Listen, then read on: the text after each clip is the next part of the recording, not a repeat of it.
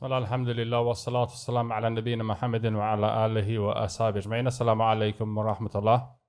Alhamdulillah, we're honored to have with us today Shaykh Abdul-Latif Al-Othman, who's from Kuwait, one of the Mashaykh who is a specialist in Islamic finance or the Fiqh of finance, as well as Fiqh generally speaking.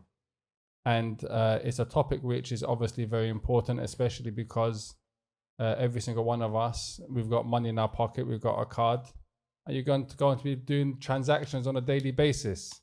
All right, those transactions, you need to know the hukum shari'i of them. What's the Islamic ruling of these transactions which we do? So inshallah, this is just going to be the first in a number of seminars, inshallah, that with the permission of Allah, and then with the assistance and hopefully supervision of Shaykh Abdul-Latif. I haven't asked him yet, but I'm going to bring it on him, inshallah, that will, as Madinah College, we're going to be offering, inshallah. So this is going to be the first of many, inshallah, that the Shaykh is going to deliver or support us in delivering. Inshallah, this topic or this lecture today, inshallah, we're going to begin with it. Inshallah, ala barakatillah. تفضل مشكورا شيخنا. الحمد لله رب العالمين وأصلي وأسلم على نبيه الأمين وعلى آله وصحبه ومن تبعهم بإحسان يوم الدين أما بعد. فنحمد الله عز وجل على هذه النعمة المباركة وهذه الاجتماع النافع بإذن الله والتدارس في علم الشرعي. ونبدأ اليوم نستغل الوقت في عقد البيع. تعلمون أن يعني في هذا القرن دخلنا قرن جديد 22. في القرن الماضي بعد يعني انتهاء الحروب العالمية بدأت حياة أخرى في المعاملات المالية، وأصبح هناك طفرة كبيرة جدا في المعاملات وتغيرات كثيرة لم تكن في عهد السابق. ومن فضل الله عز وجل على هذه الأمة أن سخر لها علماء تحدثوا عن هذه الأحكام الشرعية من آلاف السنين مئات السنين، والآن نستشهد بأقوالهم ونعرف هذه القواعد ونبني فيها أحكام العقود التي تأتي إلينا مهما جاء من عقود من الأنظمة الرأسمالية أو الاشتراكية، فنستطيع أن نكيفها تكييف شرعي ونعرف هل هذا هو العقد متوافق مع الشريعة أو أنه غير متوافق مع الشريعة. فترجم ونكمل ولا ناخذ كمية كبيرة من الكلام؟ لا، يكون أفضل شيء يكون قصير. Bismillah. Inshallah, the Shaykh began by making dua, praising Allah subhanahu wa ta'ala, sending salutations on the Prophet Muhammad sallallahu alaihi wasallam. For the opportunity that Allah has given us to come together to study ilm shari'i, knowledge of the sharia, pertaining to this topic of contracts, i.e. buying and selling, sell contracts. And he said that we're in a kind of a new qarn or a new century as it pertains to types of contracts that you're going to come across. He says, and he gave allusion to before the World War and after the World War, how after the World War there was a lot of changes as it pertains to money and contracts or dealings, that commercial transactions basically, how it changed a lot. And by the grace of Allah subhanahu wa ta'ala, we have from way before that time scholars of the Sharia who set principles and foundations that allow us to look at these contracts which are contemporary and to build rulings on them, whether they in agreement with the Sharia or they oppose the principles of the Sharia, or in other words, whether they are Sharia compliant or not. نعم. الآن أريد أن أسأل عدة أسئلة. من يعرف اللغة العربية يرفع يده كي نعرف. So there's a couple of questions. Question number one, who knows and understands Arabic language? Put your hands up. ما شاء الله. So he knows how many students are ما شاء on. الله. few students. أيضا السؤال الثاني من درس المعاملات المالية؟ Second question, who's already studied معاملات المالية, i.e. fiqh of buying and selling basically, dealings and transactions. وخريجين الشريعة فيها هنا خريجين من الشريعة. Are there any students that are graduates of the Sharia? Yeah. يعني لا. طيب. الآن عيال نعرف سنكون أيضا نشرح إن شاء الله على حسب المستوى الموجود. الشريعة وضعت يعني قواعد المعاملات المالية واستوعبت جميع العقود التي ممكن أن تكون بين المتعاقدين، واستحدثت أيضا أصول لهذه المعاملات من الأدلة الشرعية، وحمت هذه الأصول أصلها، يعني الأصل التي تريد أن تصل إليه هو العدالة، أن تكون هناك عدالة في التعامل ولا يتضرر الإنسان عن الآخر في العقود المالية. وأيضا استطاعت الشريعة الإسلامية لو كان هناك خطأ أو ضرر أو فساد أن تصحح هذه العقود في نهي الأحكام الشرعية. هذه يعني القواعد اللي نبدأ منها. So the Shaykh said we're going to begin by having an overview, and he began by saying the Sharia, i.e. Islamic legislation, the religion, it laid down principles and rules and maxims for transactions or commercial transactions basically, right? Mu'amalat al-maliyah, for transactions which are pertaining to money. And these principles and these foundations that the Sharia laid down, they encompass all types of contracts. They encompass all types of contracts that are possible between two or more people.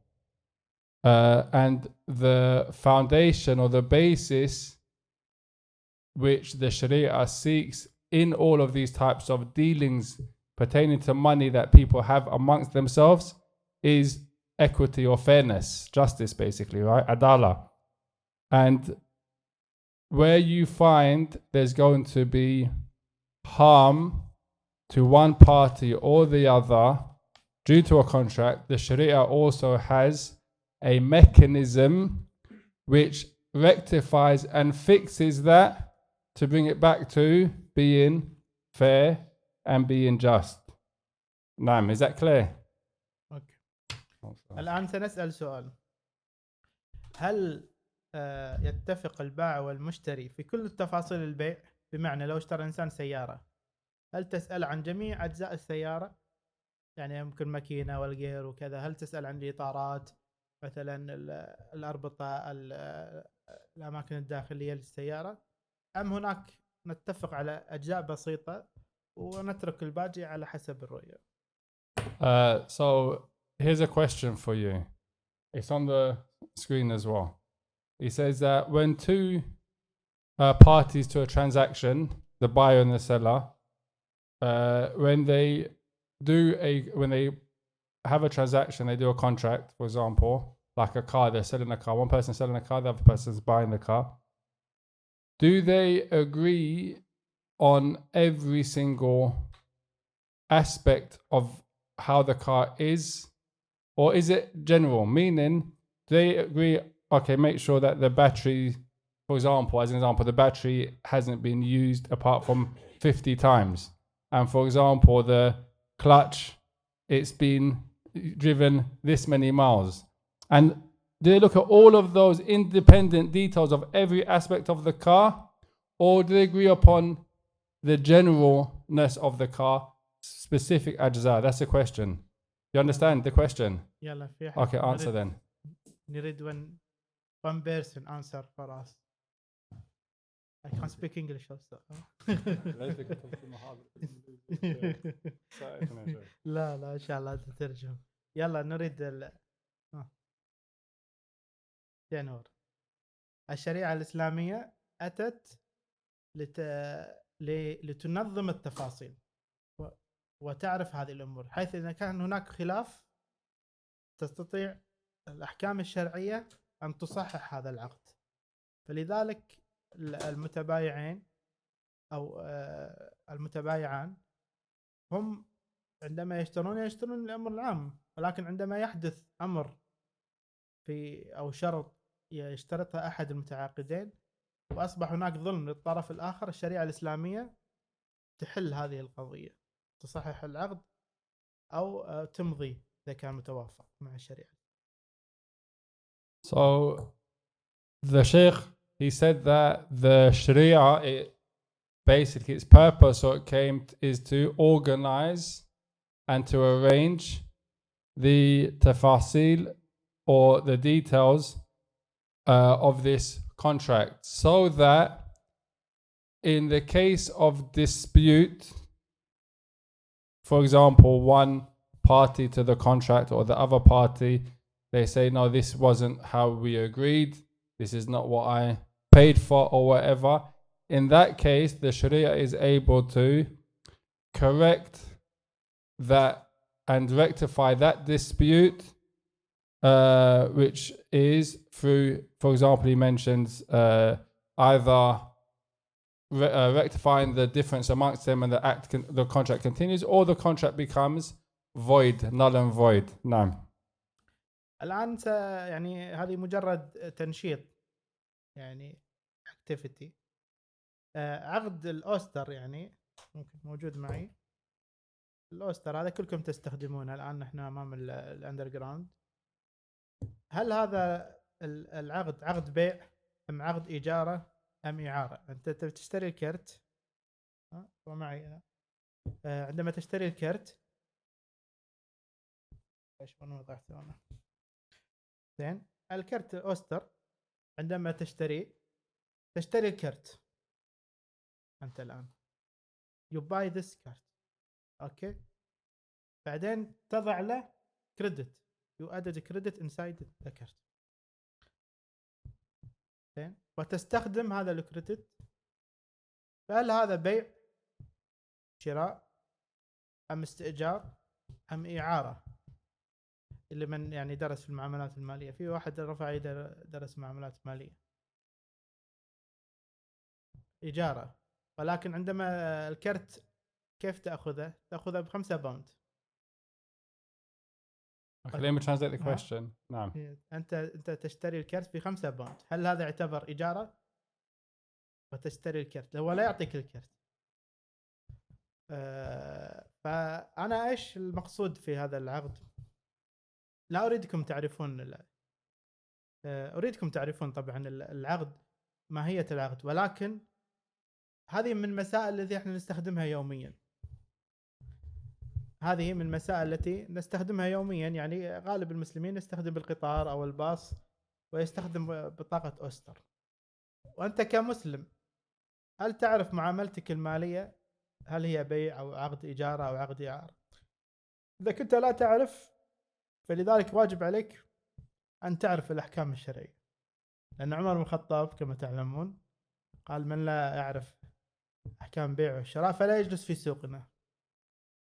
فربما يعني لو طبقنا مقولة ابن الخطاب لا حد يدخل السوق. ف العقد الثاني مثلا الجفت، الكرت الجفت، هل هو هذا تشتري الكرت وتضع فيه مبلغ وتعطيه شخص آخر ويشتري، فهذا عقد من عقود، يعني هي ليست عقد تبرع، ولكن هو عقد معاوضة في بداية ثم عقد تبرع. لأنك أنت تشتري مبلغ ثم هذا المبلغ تهديه لشخص، فممكن بعض ما يعتقد ان هذا عقد تبرع، يسمونه جفت، هديه او عقد تبرع، ولكن هو عقد معاوضه.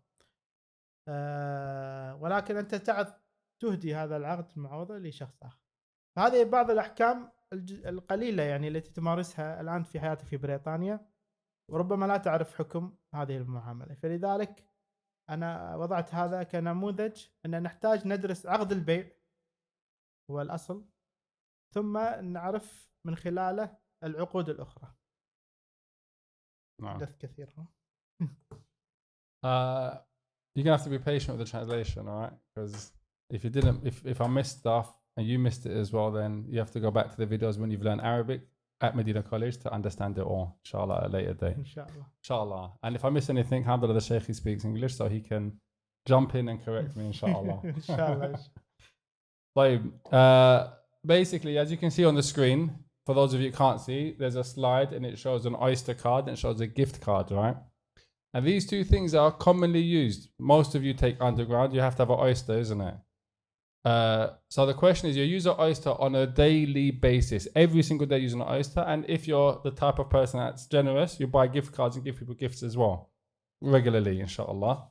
That being the case, the question is, what type of contract are you partaking in when you buy an Oyster card and use an Oyster card? Is it a contract which is a contract of buying and selling, or is it a contract of leasing? You're renting it, it's a service that you're utilizing, right? Because, for example, you buy the card for £5, but then after you've bought the card, you have to do what? It doesn't just work constantly after that. You have to top it up with money. So what type of contract is that when you're topping it up? So the Shaykh asked the question to the brothers. The brother answered that it was what type of contract? It's an ijara contract. Ijara meaning? Leasing. Ijara, leasing. Okay. So just making sure you understand what ijara is. Okay. So he said it's a leasing contract. The Shaykh said, okay, what about the point that at the point when you've got the card, you had to pay for it? They didn't give it to you. You had to pay for the card. That's not ijara, is it? Because you've now given something, they've given you something back. What's the point of mentioning this? The point of mentioning this is just so you understand how much you're in need of learning fiqh of contracts and transactions. Because on a daily basis, just the moment you leave your house up until you get back to your house, you're dealing in transactions with people. And you need to know what the ruling of that transaction is in the Sharia so that you don't do what? Do contracts which are impermissible and stuff like that, right? Which is why then the Shaykh mentioned the statement of Umar ibn Khattab radhiallahu anhu, where he said that the person that doesn't know the fiqh of buyu', of buying and selling, he's not allowed, or he shouldn't come to our marketplaces, meaning he shouldn't be given a license to buy and sell, basically, right? Because why?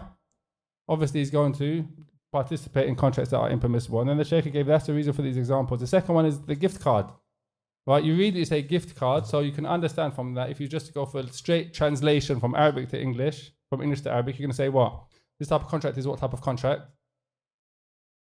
It's a one-way contract, meaning it's a gift. It's a hadiyah, isn't it? It even says gift card on there.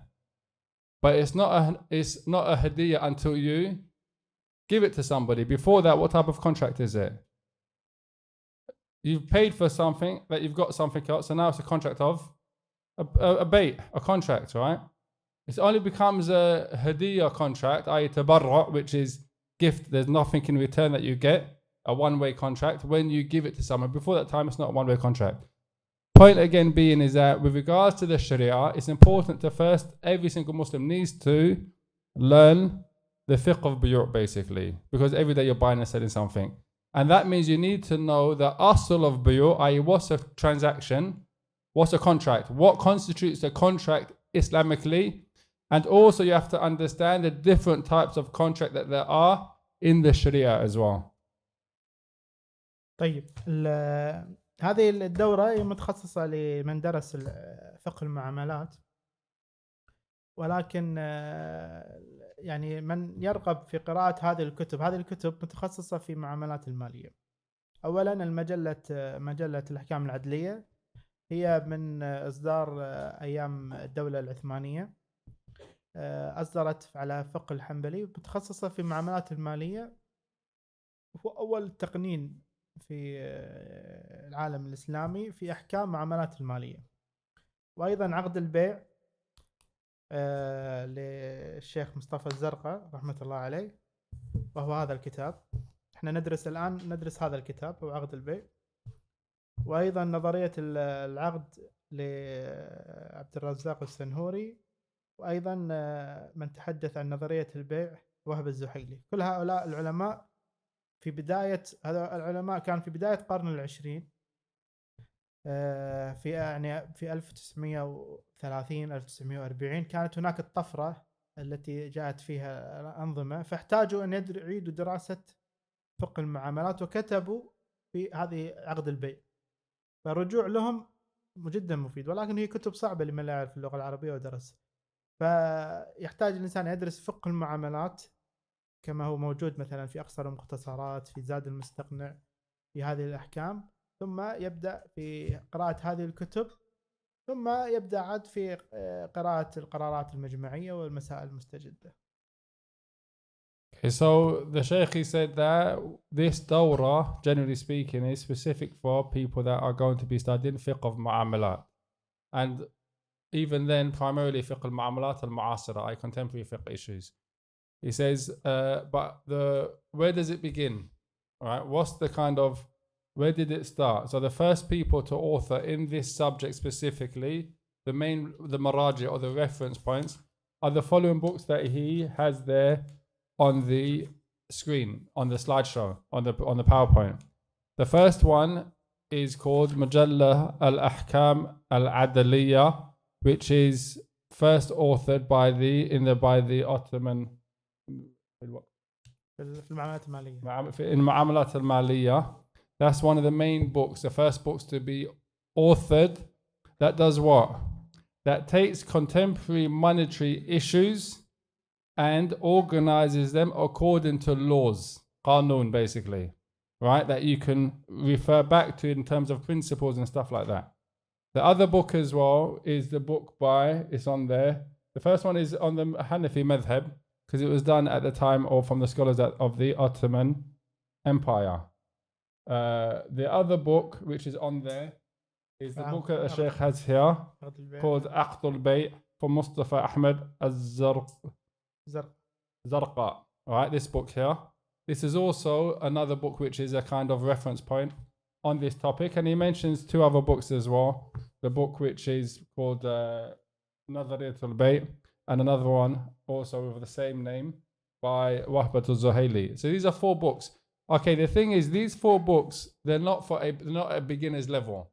What does that mean? Before you go to these books, you have to already understand fiqh al-mu'amalat from the books of fiqh, right? Because this is takhassus. It's not just fiqh al-mu'amalat al-ma'asira, connecting these fiqh contracts or principles to contemporary issues. So you can't just read that without first studying fiqh al-mu'amalat from the books like Akhsar al-Muqtasirat, Zad al-Mustaqna, if it's a Hanbali madhab, or the other madhahib, that chapter there. He says after this and that, for example, these 2 levels, so you got the beginner's level, you start in fiqh al-mu'amalat from the books, and you go into these more detailed books which are specialist books. Then you can go to read the other books, which is, or look at the المجامع الفقهية. قلت يا شيخ؟ قرارات المجامع الفقهية, which is basically the resolutions of the fiqh council, which they meet up every year. They look at all these recent contracts and give rulings based upon them. That's like the 3rd level basically. أيضا في دراسة المعاملات المالية يجب أن يمر على طالب العلم كي يتقن هذا العلم دراسة المتون الفقهية كما ذكرها الآن الشيخ، وأحاديث الأحكام. أيضا أحاديث الأحكام هي مهمة، وهي مقسمة كما ترونها الآن في البيوع، شروط البيع والخيار وغيرها. ثم العقود، السلم، القرض، الرهن، الضمانات، هاي كلها عقود. وأيضا كتب المعاملات المعاصرة اللي ذكرناها الآن. فطالب العلم يريد يرغب في دراسة المعاملات المالية يجب أن يمر على هذه الكتب. So again, as you can see on the slides, with regards to a student that wants to study fiqh of contemporary issues, then in addition to going through, for example, the textbooks in fiqh, the chapters to do with mu'amalat, which is the chapters of buying and selling commercial transactions, also he should study ahadith al-ahkam, which is ahadith or evidences for those points from the books of ahadith al-ahkam, which he had on the screen a while ago. And then also he mentioned after that المعاملات المالية المعاصرة معاملة المالية اللي المعاصرة. ذكرناها Are those books like we mentioned, which are the contemporary issues for business transactions. So that's kind of like a student that wants to study fiqh al-mu'amalat al-mal. That's the kind of methodology that he has to go through. نعم. الفقه المعاملات بدأ العلماء فيه في دراسة عقد البيع، ويسمى أبو العقود. وهذا العقد من يتعلمه يستطيع تعلم العقود الأخرى، والعقود الأخرى مقسمة كما هنا إلى 6 زمر أو 6 مجموعات. الأولى تتحدث اللي تقع على العين فتسمى البيع أو الهبة والقرض. أنا لا نريد أن ندخل تفاصيلها، ولكن كما ترون أنها يعني تقسيمات العقود وأنواعها، وهي مختلفة جدا. فيجب الإنسان أول شيء يدرس هذا عقد البيع، ثم ينتقل إلى العقود الأخرى. فإذا إحنا الآن ندرس عقد البيع ثم ننتقل، إن شاء الله ستكون عليكم أسهل. ويعني الآن سنشرح يعني عقد البيع بشكل عام، ولكن هذا المقصود من كمقدمة يعني. The Shaykh went on to say that with regards to mu'amalat, which is business and commercial transactions, the methodology of studying this topic is to start with Aqd al-Bay', which is known as Abu al-Uqud, i.e. the main contract from which every other contract stems from. So the main contract is the contract of Bay'.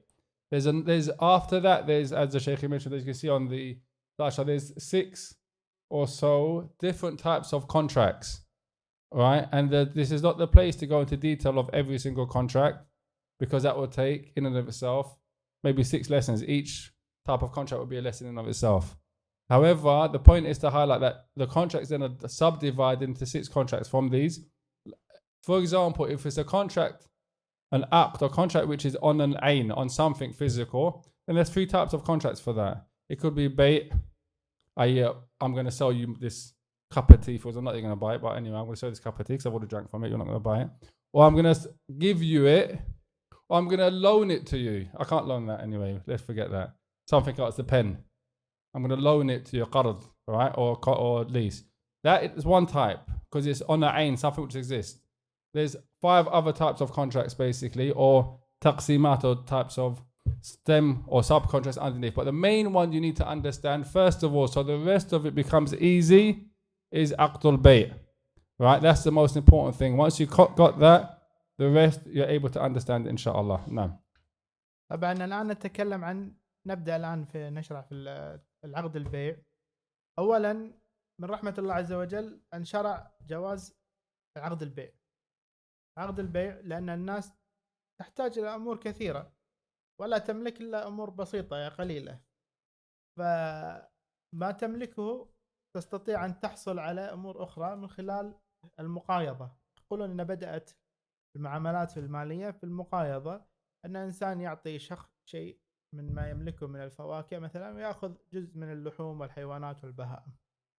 ثم تطور إلى أن يكون هناك بيع، يعني يكون هناك كما الله عز وجل فطر الناس على حب الذهب والفضة، فاكتشف الناس الذهب والفضة وبدأ يستخرجونه، ويصبح هناك نقد وشيء يتبادل فيه، فأصبح هناك بيع، أي يعطيك الذهب أو الفضة وتأخذ أنت السلعة التي تحتاجها. ثم تطور إلى الصرف، أن تكون هناك ذهب مقابل ذهب، وفضة مقابل فضة، ومال مقابل مال. ثم عقد السلم، وهو أن يكون الإنسان يحتاج شيء غير موجود مثل الصناعة أو بعض الزراعة، فيعطي شخص مال، وهذا الشخص بعد فترة يأتي بهذه السلعة من الزراعة والصناعة.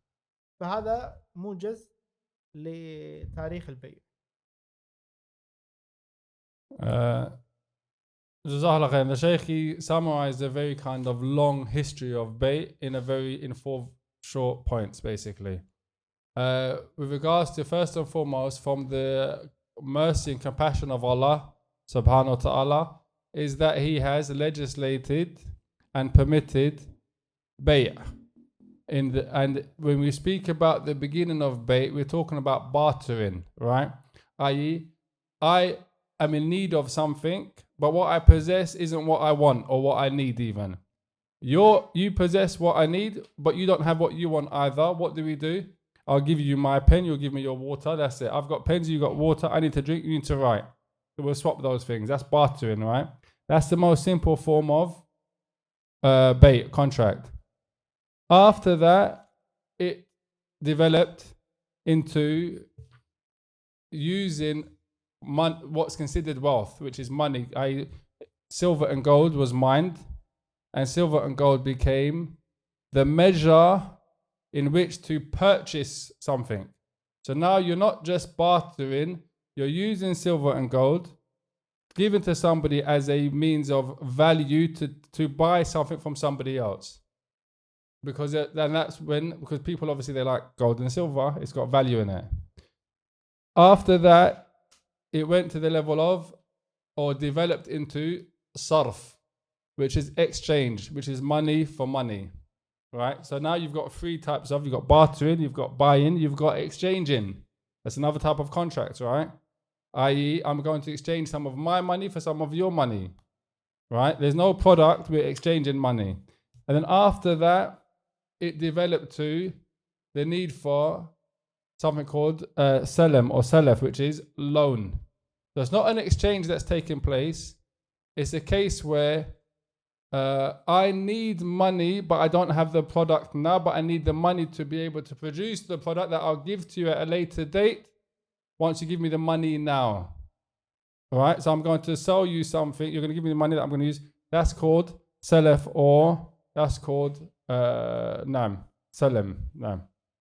طيب الآن البيع هو مبادلة مال بمال، وهنا المقصود في المال كل ما له مالية من البهائم والنباتات وغيرها مما يجعل مالية. فالبيع هو بيع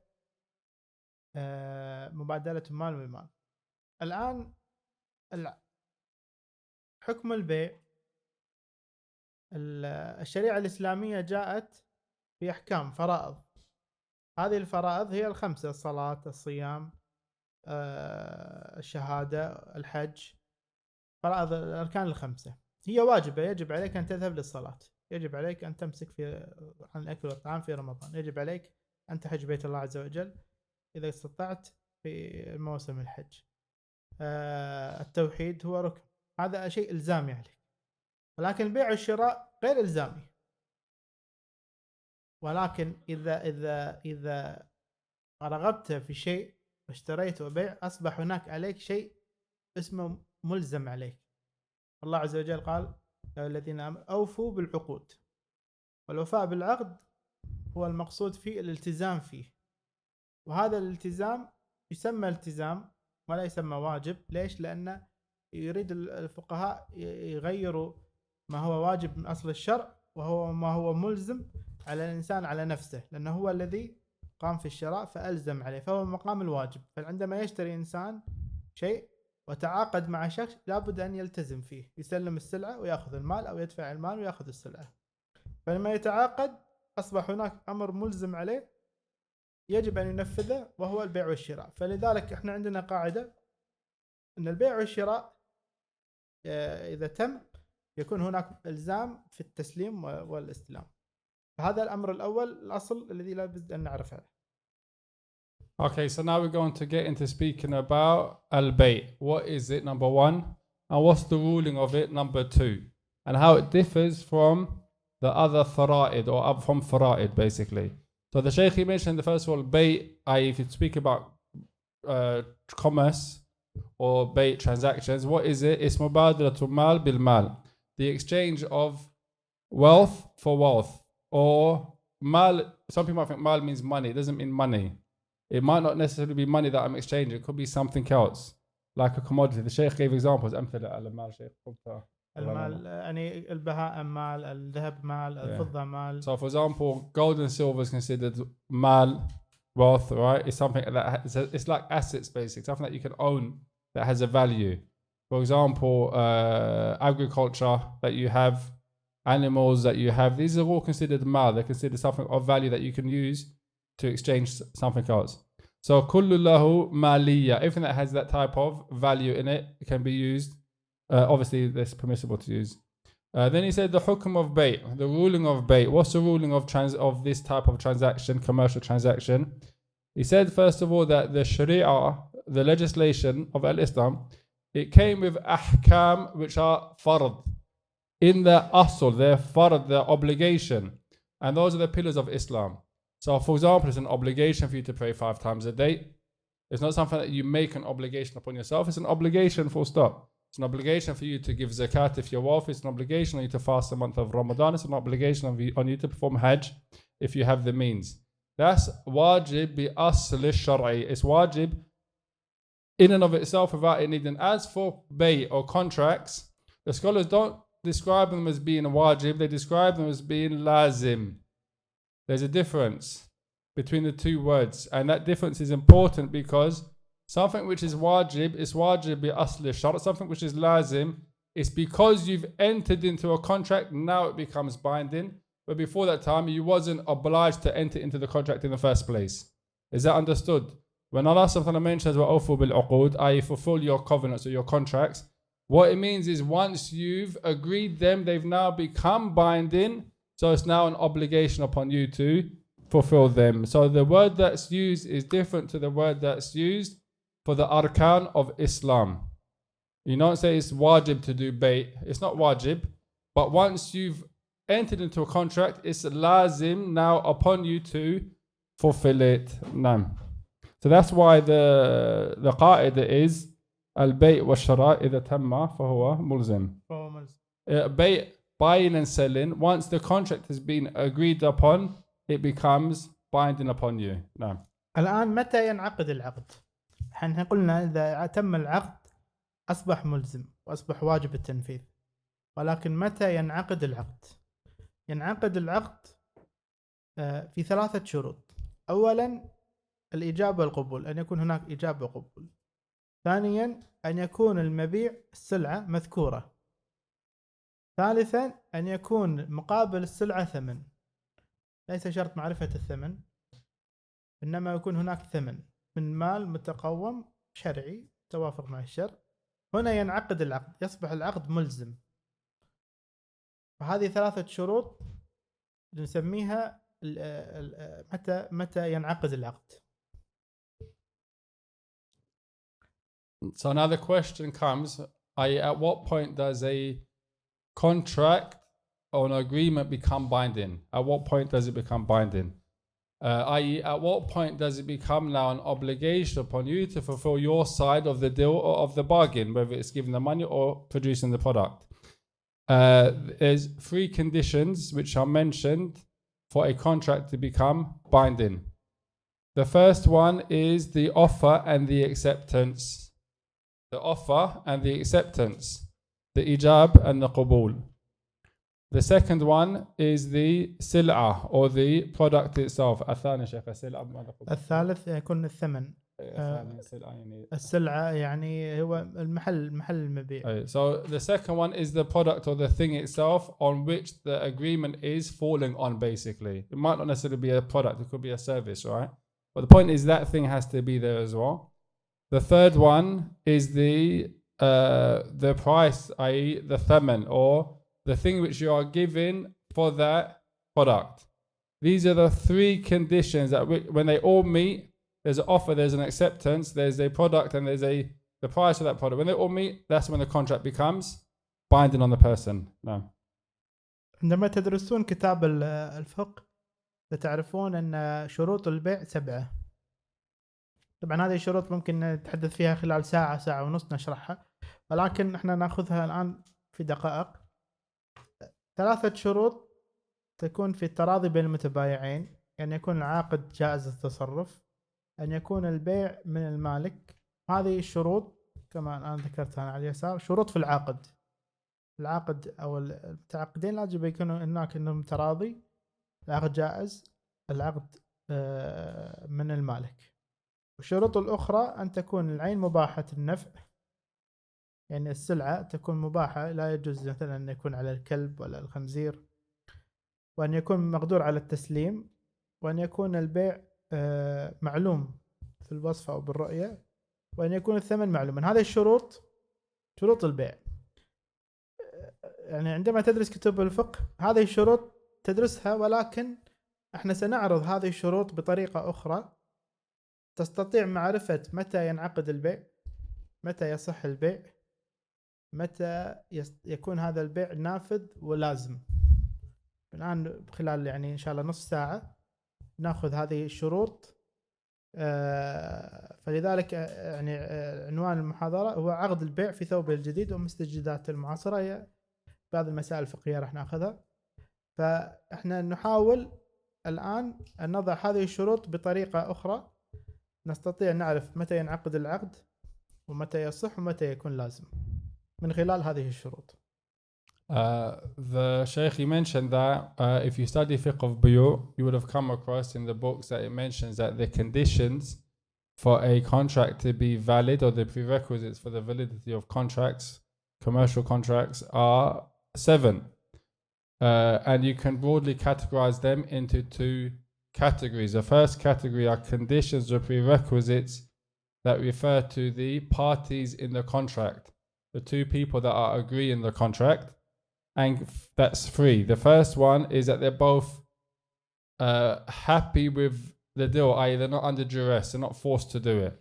I something that I willingly sell you my whatever pen it is for the money that you willingly hand over to me. You're both happy, basically, please. The second, it mentions that those parties, both of them, it is allowed for them to partake in a contract. Right, there are certain things that prevent a person partaking in a contract, such as being below the age of puberty, such as being not of sound mind, and other than that. So first of all, it has to be permissible for them to partake. That's the second one. The third one, which connects to the 2 parties in the contract, is that the thing which is being sold or bought and the money which has been exchanged for that thing, it belongs to the person who's given, i.e. I'm selling my pen, I'm not selling the Shaykh's pen, right? And he's giving me his money, he's not giving me somebody else's money. They own that thing, basically. Those 3 conditions are connected to the parties in the contract. The other 4 conditions which are mentioned are connected to the thing in which the contract falls upon, right? Number 1, it has to be something which is permissible and beneficial, right? Without it being a haja, i.e. it's not permissible for you to sell pork because it's impermissible to do that.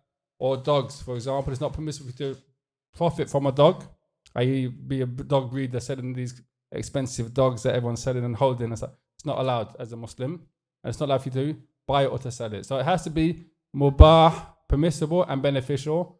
The second thing as well, a condition as it pertains to the thing in which the contract falls upon, is that you have to have the ability to give and hand over the thing that you're selling. In other words, I can't sell something which I don't have my hand on or the ability to transfer ownership of, right? Back in the day, I don't know if you remember, people used to scam people and say, I'm going to sell you the Eiffel Tower. And Americans would go and they buy the Eiffel Tower for a big price. For example, they don't own the Eiffel Tower to be able to, or you couldn't pass it on either. Also as well, it has to be something which is known, i.e. it can't be something which is unknown. So it has to be something which is known either by ru'ya, you can see it, I sell you this pen, you can see the pen, or by a description. I've got a pen I want to sell you. This pen is made of, is silver in color, is from this company, so on and so forth. I describe the pen. It has to be either known by description or known by seeing it. So I can't say to you, for example, I'll sell you the pen in my pocket, and you can't see inside my pocket because that's unknown, right? And also it has to be something which the price of it is known. I can't say I'll buy your pen for the money in my pocket. Okay, how much money is in your pocket? It could be 5 pence, it could be £50, right? So it has to be, the price has to be known as well. I'll buy your pen for £5. What pen? This pen, like that. So that's what it means when it says the thaman has to be known and the thing has to also be known. Now the Shaykh, he said, this is what you'll find in the books of fiqh, right? And what you need to know are the following 3 things. When does that that transaction become binding? When does it become something which you have to fulfill? At what point does it, that once you've, yes, that's it, now I have to give him the pen, he has to give me the money? All of that you need to know. But when you, the topic of this conference or this seminar specifically, or this lecture specifically, is looking at بيع عقود البيع or عقد البيع في ثوب الجديد. What does he mean by that? He's going to give you another way of explaining these 7 points in a way which fits with contemporary transactions basically, and he's going to show examples of a few recent or contemporary contracts and how they fit within, when they become binding, when it becomes necessary for you to hand over the money and receive the product and the like. نعم شيخ. نعم. الآن نتحدث عن هذه الشروط. طبعا أولا يعني أقول لكم هذه الأحكام ممكن تكون ثقيلة أو يعني متعبة، لكن هذه شريعة من الله عز وجل، ليست كمحاضرة وعظية تكون قصص وكذا، ولكن هذه أحكام. فلذلك الأحكام دائما تكون علمية متراكمة. الفقه فيها ليس بالسهل، لابد الإنسان يتعلمه، فيتعلمه مرة ومرتين أو 3. أنا عن نفسي كنت أسمع بعض المحاضرات 7 مرات 10 مرات، أسمع المحاضرة لكي أفهمها وأفرقها وأسمعها مرة أخرى وأختصرها حتى أدرك الأحكام الشرعية. وهذه موهبة. في ناس مثلا من خلال 3 محاضرات ممكن يفهم، في ناس 10 محاضرات يفهم. فالذي أقوله الآن هذه الأحكام هي سهلة، ولكن تحتاج إلى يعني صبر ومعرفة هذه الأحكام وتدرج. ثم نترجم هذه ثم نبدأ إن شاء الله. The Shaykh, he said that he's going to now begin by explaining these prerequisites for contracts and stuff like that. And he said as a disclaimer that generally speaking you're going to find that you might think that this is difficult, right? Learning ahkam, learning these fiqh rulings are difficult. And in reality it is. It's not something which is easy or light. It's not the same as, for example, a maw'idha, an admonition where the speaker's giving you a story and is making you cry or making you laugh. It's not none of that, no. Why? Because it's ahkam and it's rulings and it's fiqh, right? So it takes something of patience and perseverance on behalf of the student until he can get and grasp it and understand it. But it's necessary for you to learn. And inshallah, in reality, after listening 3 or 4 or 5 times, it does become easy. And the Shaykh said, speaking about himself, and I think every student here who's a student at the college on any subject on fiqh is going to understand this the same, is that in some muhadarat, the Shaykh said he listened to it 7 times. First time listening, second time summarizing it, the third time comprehending it and looking into parts of it until he fully grasped it 7 times. And some people, maybe they're blessed and they're gifted, they only have to listen 3 times. Some people, they might have to listen 10 times. But the point being is that it's something which it's a topic which it's not befitting for a student or a Muslim even to be ignorant of. So you have to be patient with it. This might be the first time you're hearing it. You might have to listen to it a second time or third time. Matter of fact, you might have to watch the video 7 times with your pen and a paper until you fully grasp it. But in the end, definitely it becomes easy, 100%. نعم. فالآن سنتحدث عن 4 شروط، وهي الانعقاد، وهنا ستتضح معنا متى ينعقد العقد، ذكرنا في 3 شروط، ثم الصحة، شروط الصحة، ثم شروط النفاذ، ثم شروط اللزوم. هذه من يدرسها كأنه درس نص كتاب المعاملات. نحن ناخذها بنص ساعة. هي يعني مجرد الإنسان إذا عرفها سيعرف جل يعني أحكام عقد البيع. فنعيد أن الشرائط ستكون هناك انعقاد وصحة ونفاذ ولزوم. سنشرح هذه الأمور وماذا تعني. فأنت الآن شيخ تترجم هذه الصحة يعني. نعم. عندي كلمة. النفاذ أن لا يتوقف العقد. بعض مرات العقد يتوقف بحيث أن لا يجوز فيه الإمضاء إلا بإذن المالك. فإذا اشترى مثلا من شخص غير مالك السلعة أو أخذ شيء لا يملكه وباعه، فهنا يتوقف العقد. فهذا يسمى النفاذ، هو استمرار. Okay, there's the Shaykh, he mentioned that now we're going to speak about 4 of these conditions connected or prerequisites connected to contracts or commercial transactions. If you understand and comprehend these four, it's like you've understood a large portion of al-mu'amalat. When you study fiqh, you're going to study, for example, ibadat, you're going to study mu'amalat, ankiha and qada. Mu'amalat is a book within the books of fiqh. If you understand these four that we're going to study in the next 30 minutes, inshallah, you've understood a large part of fiqh of mu'amalat. These four conditions are called, when is a contract, when does a contract become a contract? Mata yan'aqid, basically. When does it actually become an agreement? At what point does it become an agreement? That's number one. Number two, what are the conditions and the requirements for the contract to be valid? To be a valid contract as opposed to an invalid contract? What are the prerequisites for that to happen? Number three, what are the prerequisites for the contract to be binding? Lazim. You know what I recommend as well? You write down the Arabic words for these four, because sometimes the translation you're going to have to go back and check and have a look. So number one, when does mata yan'aqid? When does shara'it al-in'iqad? When does it become lazim? When does it become binding? Number three, when does it become a valid contract as opposed to an invalid one? And number four, when does that contract become the conditions or the prerequisites for it to be nafidh or nafadh of the contract? What that word means, who's got a translation of it? I remember translating it a while ago, now the English word's gone. There's a specific English word for it that I can't think of at the moment. Someone could look up a translation quickly, it would be good. As for the meaning of it, I'll explain it to you. But basically, that contract now is basically in effect. When does that contract come into effect? Right? It's now in effect. Means you can't go back on it. It's now in effect. You can't say, I changed my mind. Right? What's the translation? It don't come with a translation. Binding is lazim. In any case, when does it become in effect? Right? At which point you can't no longer turn on and say, do you know what? I've changed my mind. Yeah, give me back my money. But what's going on? This contract, we've got an agreement. You have to fulfill your part of the agreement. Once that's done, then the contract's no longer in place. But right now, the contract's in place up until the agreement's fulfilled, basically. That's what it means by nufudh, basically. Right? When does it become in effect? That's the best translation I can give at the moment. No.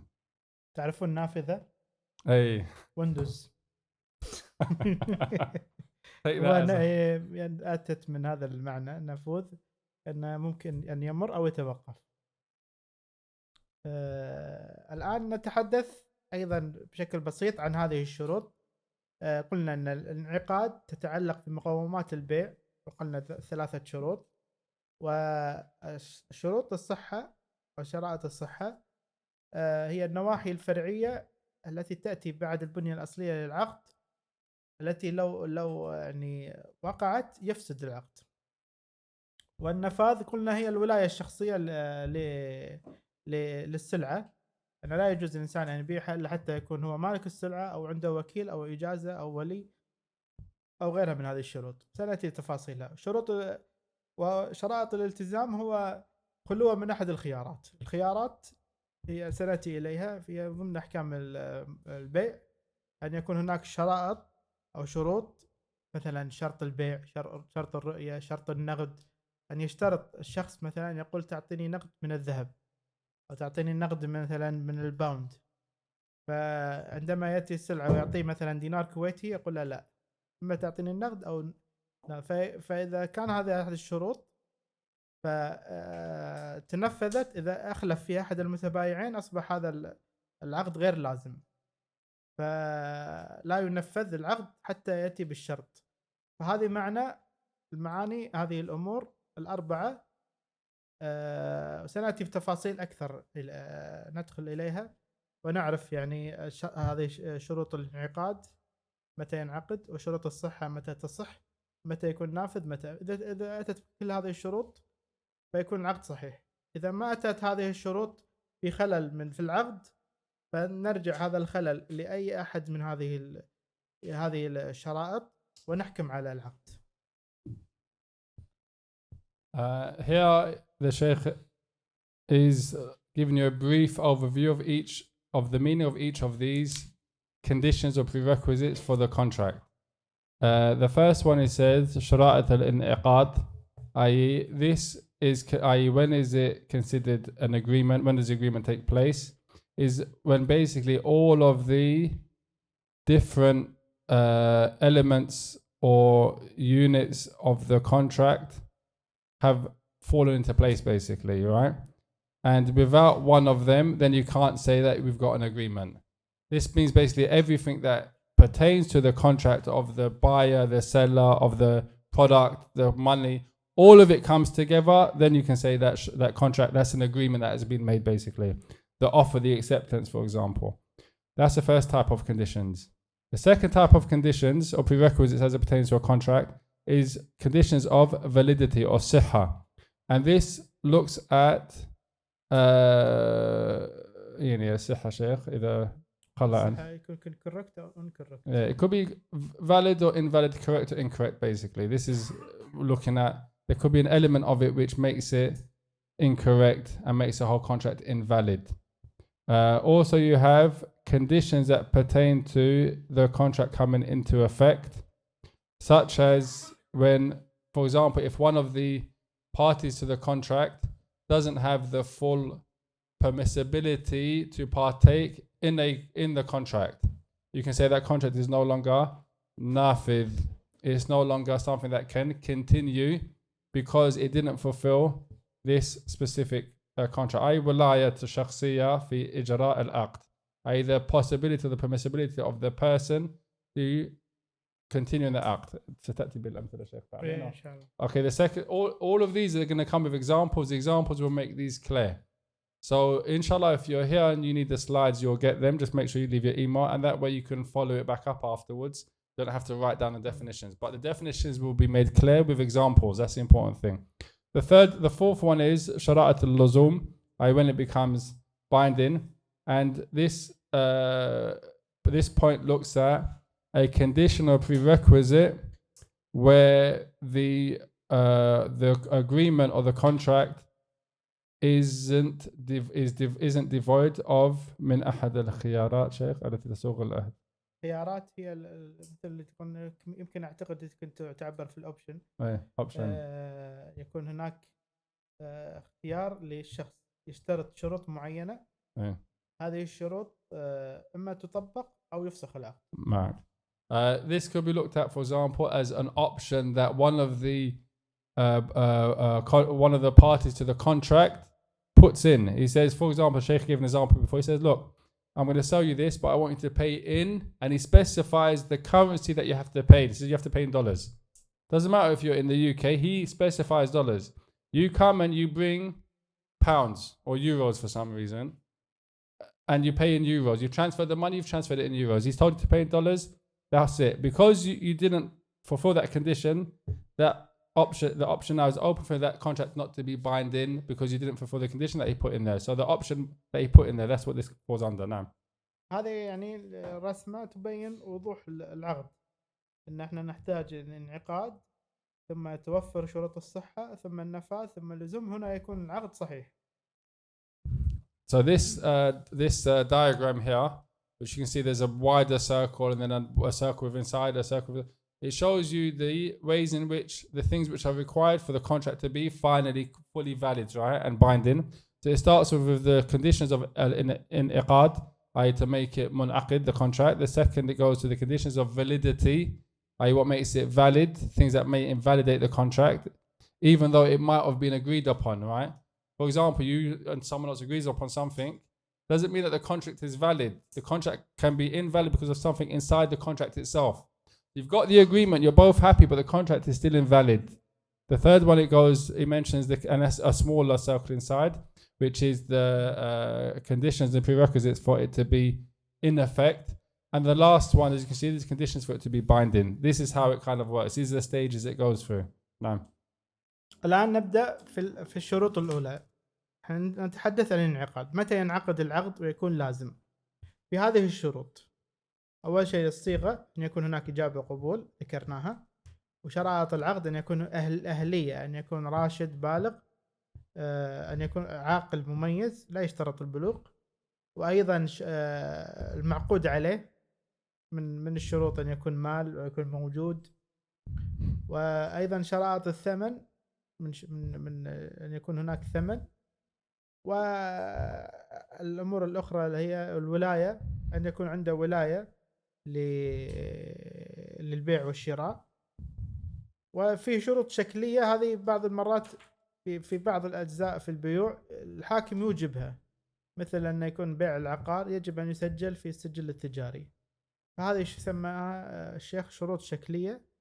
لأن إذا يجوز للحاكم أن يضع شروط أخرى للبيع، فهذه الشروط إما تصح العقد أو لا تصح، فيكون هنا الأمر إلزامي في صحة العقد في هذه الشروط. فهذه 6 شروط إذا وجدت انعقد البيع وأصبح لازم.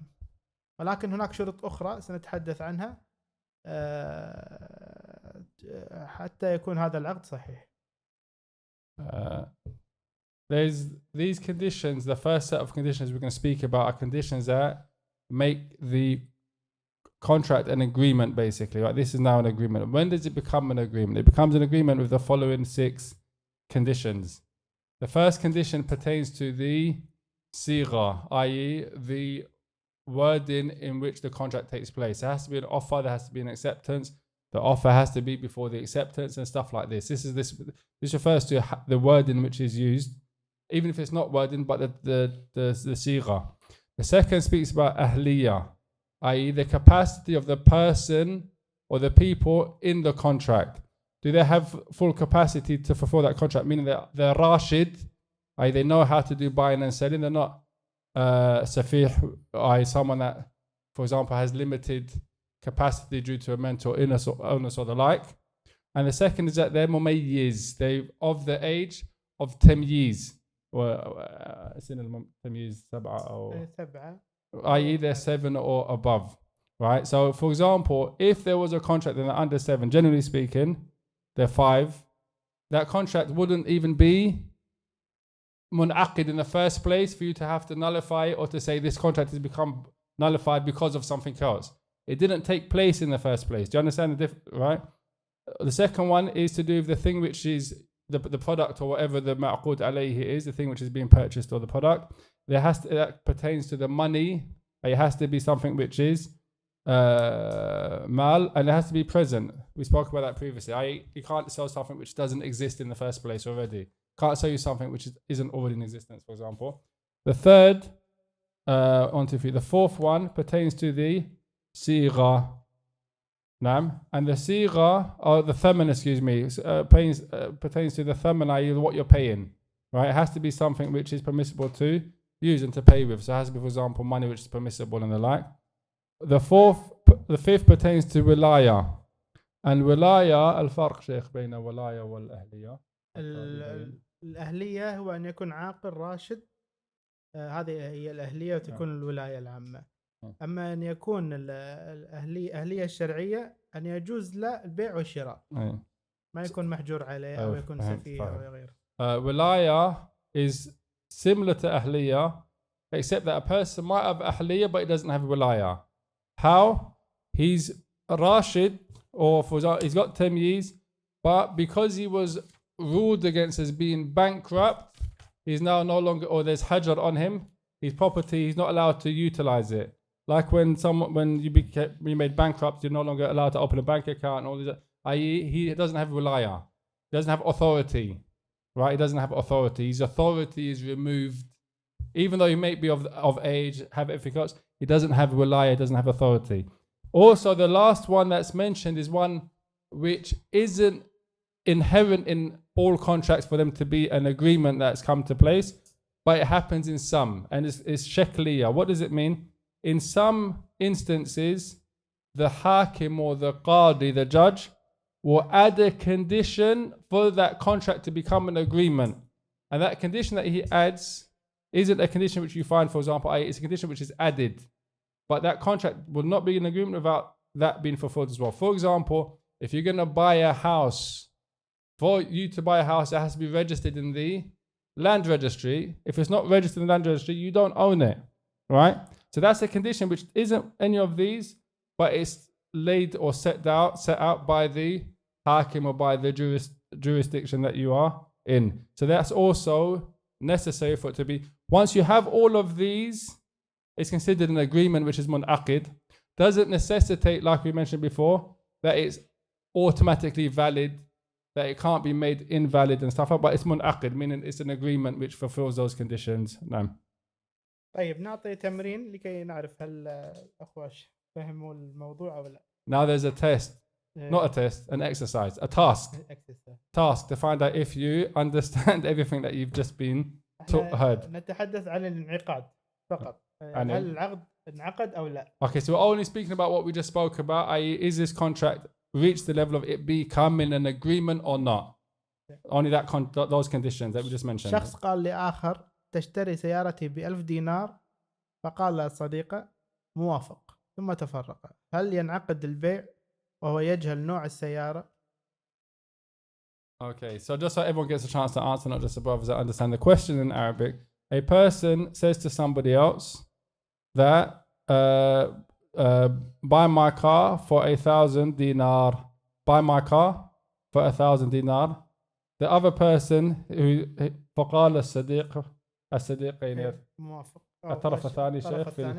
Okay, so the other party to the contract says agreed, and then they disperse. They go their own ways.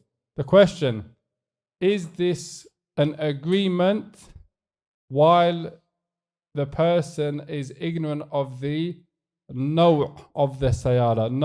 نقصد بهذا شيء. يجهل السيارة، يعرف النوع السيارة. يعني هل هي BMW or Audi or Mercedes؟ أيوة. Yeah, he doesn't know what make of car it is, because you can have a make, you know the make, but you have a model. Here لا يجهل النوع المake. He doesn't know the make of the car. Is this contract an agreement which is taking place? لا ينعقد. No, because he didn't see the product. One question, one answer. It's an agreement, but it's not valid. Okay. الآن احنا نرجع نقرأ الشروط المعقود عليه. Go back أن to يكون موجود. Go back to the conditions أن that يكون مملوك. make agreement. That وأن is. يكون مقدور على التسليم. فهنا يصح العقد ينعقد، ولكن نحن نقول هل العقد هذا صحيح أو غير صحيح. فالعقد ينعقد مع جهل معرفة نوع السيارة، ولكن هي سيارة وتسوى 1000 دينار، ولكن ما هي نوع السيارة هو لا يعرف. فهنا ينعقد العقد ويكون لازم بين الطرفين، ولكن في أمور أخرى، شروط أخرى سنأخذها احنا، هي شروط الصحة، ألا يكون هناك ضرر، ألا يكون هناك مفسدة، ألا يكون، فهذه سنأتي إليه. فإحنا الآن هذه ينعقد العقد، يكون ملزم في كونتاكت بينهم. Okay, so the correct answer is yes, that is an agreement, which is an agreement binding upon them both. Why? Because it fulfills the conditions of what makes an agreement. There's an offer, there's an acceptance, there's money, and there's a car, there's a product. It fulfills all of the conditions. The problem isn't with whether it becomes an agreement which is binding or not.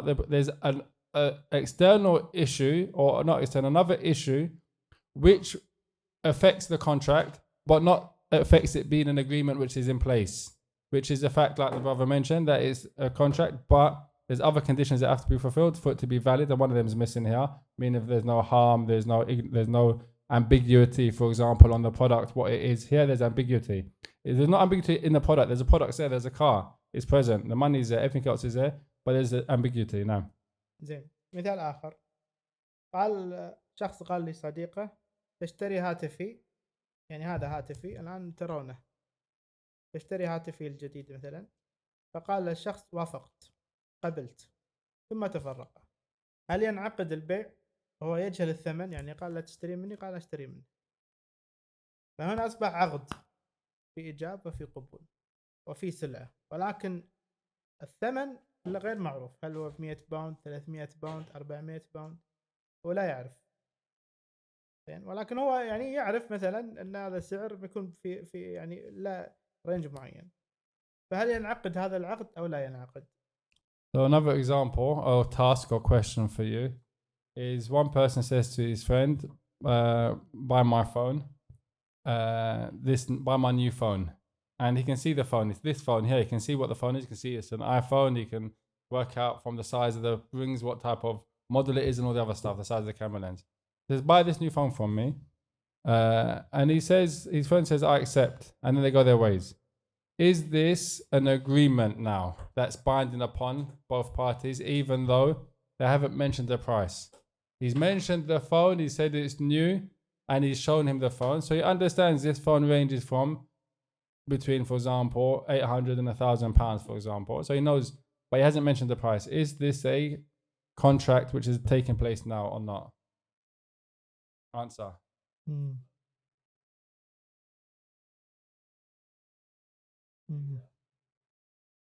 أنا تعمدت يعني أسأل هذه الأسئلة لأن أعرف أن الشروط السبعة اللي ذكرناها اللي هي لا تلزم، يعني إذا ثبت جزء منها ينعقد العقد، ولكن سننظر للعقد هذا هل هو صحيح أو غير صحيح. هنا نأتي إلى شروط الصحة، إلى أن هناك غرر. فإذا كان هناك غرر، مثلا قال له هذا الهاتف مثلا يسوى 1000 دينار، فأنا قلت له تشتري الهاتف، فقال قبلت. فلما أتيت بالهاتف لي وأعطيته إياه وقلت له 700 دينار، فهو جيد، سعر جيد، فهو موافق. ولكن لو قلت له 2000 دينار، فهنا أصبح هناك ضرر. هذا الضرر ينخر في أي في الشروط التي ستأتي في الصحة. فنقول هناك في غرر، فأنت تعاقدتم في شراء والبيع عقد صحيح، واختلفتم في السعر، أنت ستعطيه مال، انعقد العقد، ولكن أنت طلبت سعر كثير جدا وهذا غرر، فنقوم الهاتف. شريعة تأتي وتقوم الهاتف. كم ها سعر الهاتف؟ 1000 دينار، أنت تبيع بأكثر شيء ب1000 دينار. إذا بعت ب 2000 دينار نفسخ التعاقد ويكون التعاقد غير ملزم، ولكن في البداية هو ملزم، أصبح هناك تعاقد. فأنا أريد أن نفرق عندما يكون هناك تعاقد، نأخذ هذه الشروط: أن يكون هناك صيغة، وأن يكون هناك مبيع، وأن يكون هناك ثمن، وهناك ولاية شرعية لا يجوز. ولكن لو كان الشخص غير مؤهل، صغير مثلا 7 سنوات أو سفيه أو مجنون، نقول عقد باطل. إذا كان السلعة غير معروفة أو معدومة، يقول أبيع لك مركبة فضاء، زين، ويقول أنا موافق، فهل يصح العقد؟ لا توجد مركبة فضاء. فهذا هنا نقول العقد غير ملزم من البداية. ولكن إذا قلنا أشتري هاتفي من غير ثمن، ولكن هو الثمن معروف سيكون في الباوند لأنه هو العرف، فهنا ينعقد العقد ثم ننظر. فنحن نريد أن نفرق في هذه الشروط ونفهم يعني الروح هذه الشروط. ليست بالضرورة أن يكون هناك 7، هناك إلزام. إذا تعاقد إنسان بين عقد، هناك إلزام، هذا الإلزام يجب أن يوفى. فإذا كان هناك خلل في الإلزام، فهنا ننظر في الصحة، يعني يكون هناك عقد فاسد، يصحح هذا العقد. كيف يصحح؟ يكون هناك يعني مثلا يسميه العلماء الأرش. ما هو؟ مثلا لو باع شخص مثلا شيء، وهذا قيمة الشيء هذا أقل من السوق، فنقول تدفع الأرش، تدفع يعني أما ترجع المبلغ للشخص الأول أو تدفع زيادة، فهذا يسمى. فلذلك احنا نريد أن نفرق في أن شرائط الانعقاد هو 3 أمور مهمة: القبول والإيجاب، ويكون هناك سلعة معروفة، والثمن، نوع الثمن متقوم، يعني يكون هناك صالح أنه يكون مثل الباوند. ولكن قيمة الثمن هي تأتي بشروط الصحة. إذا كانت إذا كانت مفقودة قيمة الثمن، فيعتبر عقد صحيح من جهة أنه هو ملزم على الطرفين. فإذا اختلف فنذهب إلى صحة ونحاول نصحح العقد. فلذلك احنا نريد أن نعرف هذه العقود، لأن هذه العقود احنا راح نحكم عليها. احنا ندرسها الآن، تدرس في المدرسة، تعرف شروط العقود، تعرف أن هذه لابد تنفذ ولا يكون خاطئة. ولكن الآن لما ندرس على كبر ونحكم على العقود، لابد أن نعرف تفاصيل هذه. Okay, so going back to that last question, with the phone question, is it an agreement that has taken place or not? Yes, an agreement has taken place. Why? Because if you look at the conditions for in Iqeedah of the contract, they're there, and the main ones are three. There's an offer and acceptance, they took place. There's the product which you're selling, you can see it. And there's the fact that you're going to buy it with money. That's there. As for the amount that you're going to pay for it, then that comes later. Meaning that as long as when the person comes to pay, he gives an amount which is something which is understandably reasonable for that product, the other person's not going to say no. You say, okay, fine. Namshi, let's go. I'll have your money, you take the phone. But now, if at a later date he comes and he offers something which is, or he asks for something which is unreasonable, so he says, yeah, you said you're going to buy my phone, right? And you can see it and it looks like, I said, give me £5,000 for the phone. You're like, hold on a minute, that's not what I agreed, right? So now he's asking for something which is causing a difference of opinion, no longer happy with that contract, right? So at this point, what happens? You look at the reasons behind, what price is reasonable, and you try to rectify and fix the contract. One of the ways in which that is done is something called العرش اللي هو ان يكون هناك مبلغ يحتاج انه يدفع. Okay, so how it would be fixed, one of the ways in which it's fixed is that إذا كان هناك عقد في مثلا لو باع مثلا ناخذها، انا اعطيكم مثل افضل من المثل. مثلا لو اشترى هاتف ب 1000 دينار زين، ثم رجع الى البيت وجد ان الهاتف مثلا في كسرة لم يراها في السكرين، فاحتاج تصليحها الى 100 دينار. فيرجع الى البائع يقول له انا لم ارى الكسرة، ما كانت موجودة وانا رأيتها فهي منك. فيرجع الشخص هذا 100 دينار للأول لأنه في خسارة، في ضرر. فهذا هو الأمر. No. So an example, for example, okay, everything's fine, right? You buy the phone, the contract's there, all the parts are there. When it comes to the phone that you bought, say you said it was new, you come and you find that you hold on a minute, there's a crack on the screen, or there's something wrong with it. It's not how you expect it to be for the money that you've paid, right? So you've gone and given 1,000, you've taken the phone, you've gone off and everything like that, and you say, hold on a minute, the screen's got a crack, it's going to cost you £100 to replace it. That £100, who pays for it? You, after paying 1,000, so now the phone's become 1,100, or you go back to the person who sold you the phone and said, look, you sold me the phone like it's new, but there's actually a crack on the screen that's not like new, so you have to either pay for the £100 to fix it, or the contract becomes invalid, and so on and so forth. So the point being, anyway, with the example is that the contract will be valid. However, afterwards, if there's a disagreement that arises, that's when you look, okay, where's the problem arise? Who's responsible for it?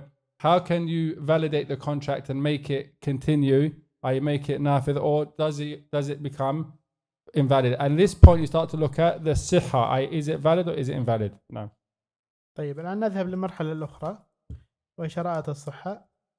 شرائط الصحة أن تخلو هذه العقود التي بين الجهالة، يعني كان يجهل العين لا يعرف ماذا يشتري، أو يجهل الثمن لا يعرف يعني الثمن سيكون من أي من الأموال، وأن يكون هناك توقيت، مثلا يشتري شيء ولا يعرف متى يستلمه، يقول له أبيع لك الجهاز وتأخذه بعد شهر مثلا، فهذا البيع يعتبر غير صحيح.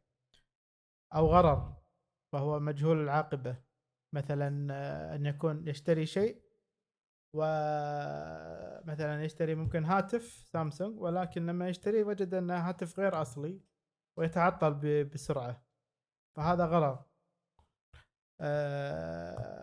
الضرر يختلف عن الغرر، وإن كان هو جزء من الغرر، ولكن إذا عندما يشتري شيء ويكون هناك ضرر على أحد العاقدين، يمثل العلماء أن مثلا يشتري شجرة وجذور هذه الشجرة في السور، في السور في حائط البيت، فعندما يريد أن ينتزع هذه الشجرة ممكن يهدم السور، فلا بد أن يكون هناك ضرر، ولا يكون هناك شرط فاسد. الشرط الفاسد هو أن يطلب شيء يفسد العقد أو يكون مخالف لهذا العقد. فهذه الشروط التي إذا وجدت يعني نقول لهذا العقد عقد صحيح ولكنه فاسد. لإيش؟ لماذا؟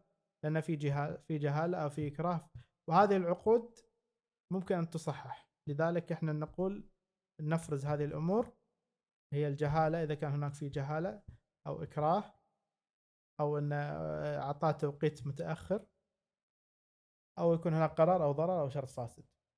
Okay, so now we're going to look at conditions, the second part, which is conditions or prerequisites that affect the validity of the contract, right? And he said, as you can see on the board on the column on the right hand side on the slides, he mentions a number of them. Number one is jahala, which is a person not having knowledge of either the thing being bought, right? So you don't know, for example, I'll show you what's in my pocket. What's in there, you haven't got a clue. I've got something.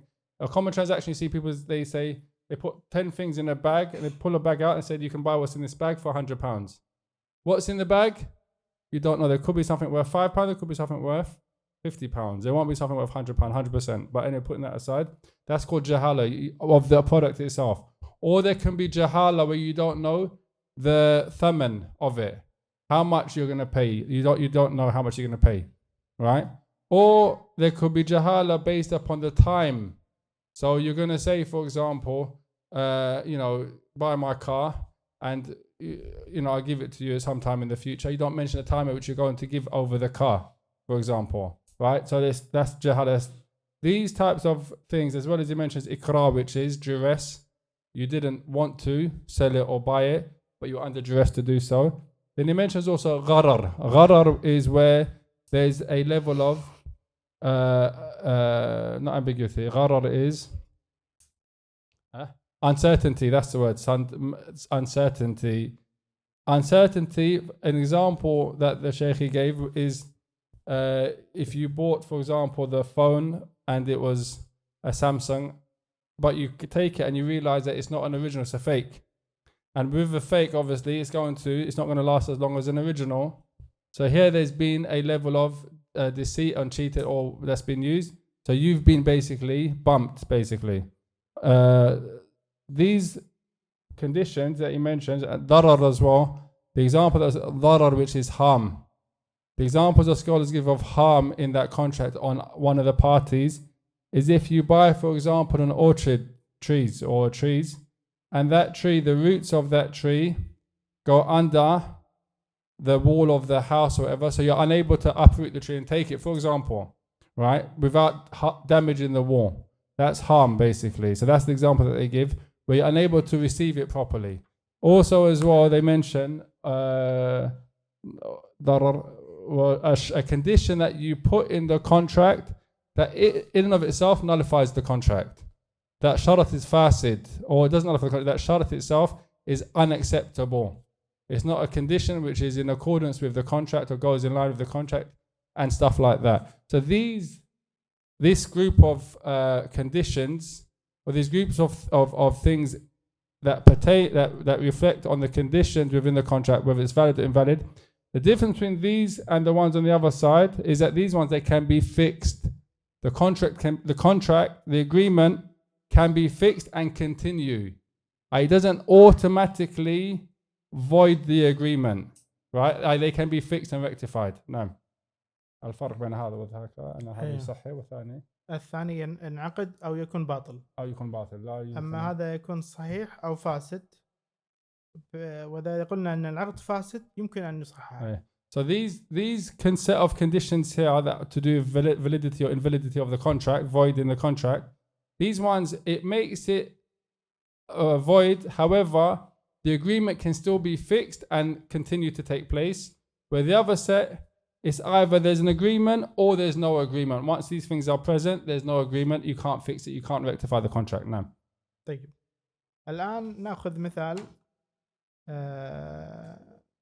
لكي نفهم هذه الشروط. بنك أحد البنوك قال لأحد العملاء سأقوم بعملية تمويل شرعية لشراء بيت. يعني احنا سنعطيك تموين تشتري بيت، ولكن بشرط أن يكون هذا البيت منفعته للبنك ليست لك. فهل نحكم على هذا العقد بالصحة أو لا؟ So here's a task again, an exercise for you to do. A bank says to one of its clients that I'm going to give you the finance to buy a house, but the benefit of the house belongs to the bank until you finish paying off the loan. It's going to give you a loan, an Islamic loan, obviously not a ribawi loan because it's an Islamic bank, and the benefit goes back to the bank until you finish off paying the loan. Is this a valid condition or not? Answer. صحيح، لا يجوز. لماذا؟ لأن وجود شرط فاسد. Why is this not allowed? This isn't allowed because it contains the sixth thing there, which is a condition which is invalid. I.e., they sell it on condition that, and this condition itself is invalid. Number 6 هذا. Number 6. هاي نمبر 6 شرط فاسد. لأن إذا باعك الشيء، إذا استملكت الشيء فالمنفعة لك. Because if you bought something, then the benefit of that thing comes down to who? Belongs to who? Belongs to you, the buyer. I buy this pen. The benefit belongs to me. I can't make a condition that the benefit belongs to this person that sold it to me. What's the benefit? What's the point of me buying it? No. إنزين، شخص قال لآخر، هو أنا كتبته الآن. شخص قال لصديقه في لندن. صديقه في ماليزيا. سأبيع سيارتي لك، ولكن ستستلم السيارة حين أصل أنا إلى ليستر سيتي. فقال شخص قبلت، يعني أنا اشتريت منك السيارة وأعطيتك المال، وسيارتي سأعطيك إياها متى أنا ما ذهبت إلى ليستر، وأنت لا تعرف متى أنا ذهبت إلى ليستر. هل نحكم على هذا العقد صحيح أو غير صحيح فاسد؟ Exercise 2. ليستر سيتي يعني أنا يعني متى ما أنا بعت لك السيارة وأنا خذيت الثمن، فتأخذ سيارتي متى أنا ما سافرت. نعم. وأنت لا تعرف متى سأسافر. Okay, so this is the agreement. The agreement is I'm going to buy the Shaykh's car. He's in London at the moment. He sells me his car. We agree. I give him the money. And he says you can have the car when I travel. I don't know when he's going to travel. I have no idea at what point he's going to leave. It could be next week. It could be next month. I don't know. It could be next year. Is that contract valid or not? Is it valid? Is it sahih or not? كله غرر. No, because there's ضرر. He said no. Number 3. Number 3 because of هو باع السيارة ويعرف السيارة ويعرفها جيدا. He's bought the car. There's no غرر. He knows the car. ولكن لا يعرف متى يستلم المبيع، فأصبح هناك شرط لم يلبى، وهو number 6 التوقيت. Time. Jahala, i.e. it's valid because he's bought the car. He knows the car, but he doesn't fulfill the condition of time. He doesn't know when he's going to take it. There's jahala. He doesn't have no idea when he's going to get the car. That's a condition which goes against that nullifies makes it fasid or batil, not sahih. لأن البيع هو تمليك، فإذا تم الشراء والبيع يجب أن يستملك السلعة ويكون هو حق فيها، لا أنا أتحكم فيها. فيكون المشتري هو الذي يستملك. فعندما يقول له سأستلمها حتى أصل إلى سافر، فهنا هذا خلل. طيب ماذا نفعل؟ So how do you fix these contracts up? نقول له يجب تسليم المبيع للمشتري حالا فورا. So you can fix it. The agreement can still continue, but you say you have to give the car now at that moment in time, right? And that fixes the contract. أما بالسؤال التمرين الأول. As for the first question. فنقول للبنك الشرط الذي اشترطت أن منفعة لك وأنت بعت هذه السلعة فهذا شرط فاسد. نلغي هذا العقد وتكون منفعة للمشتري.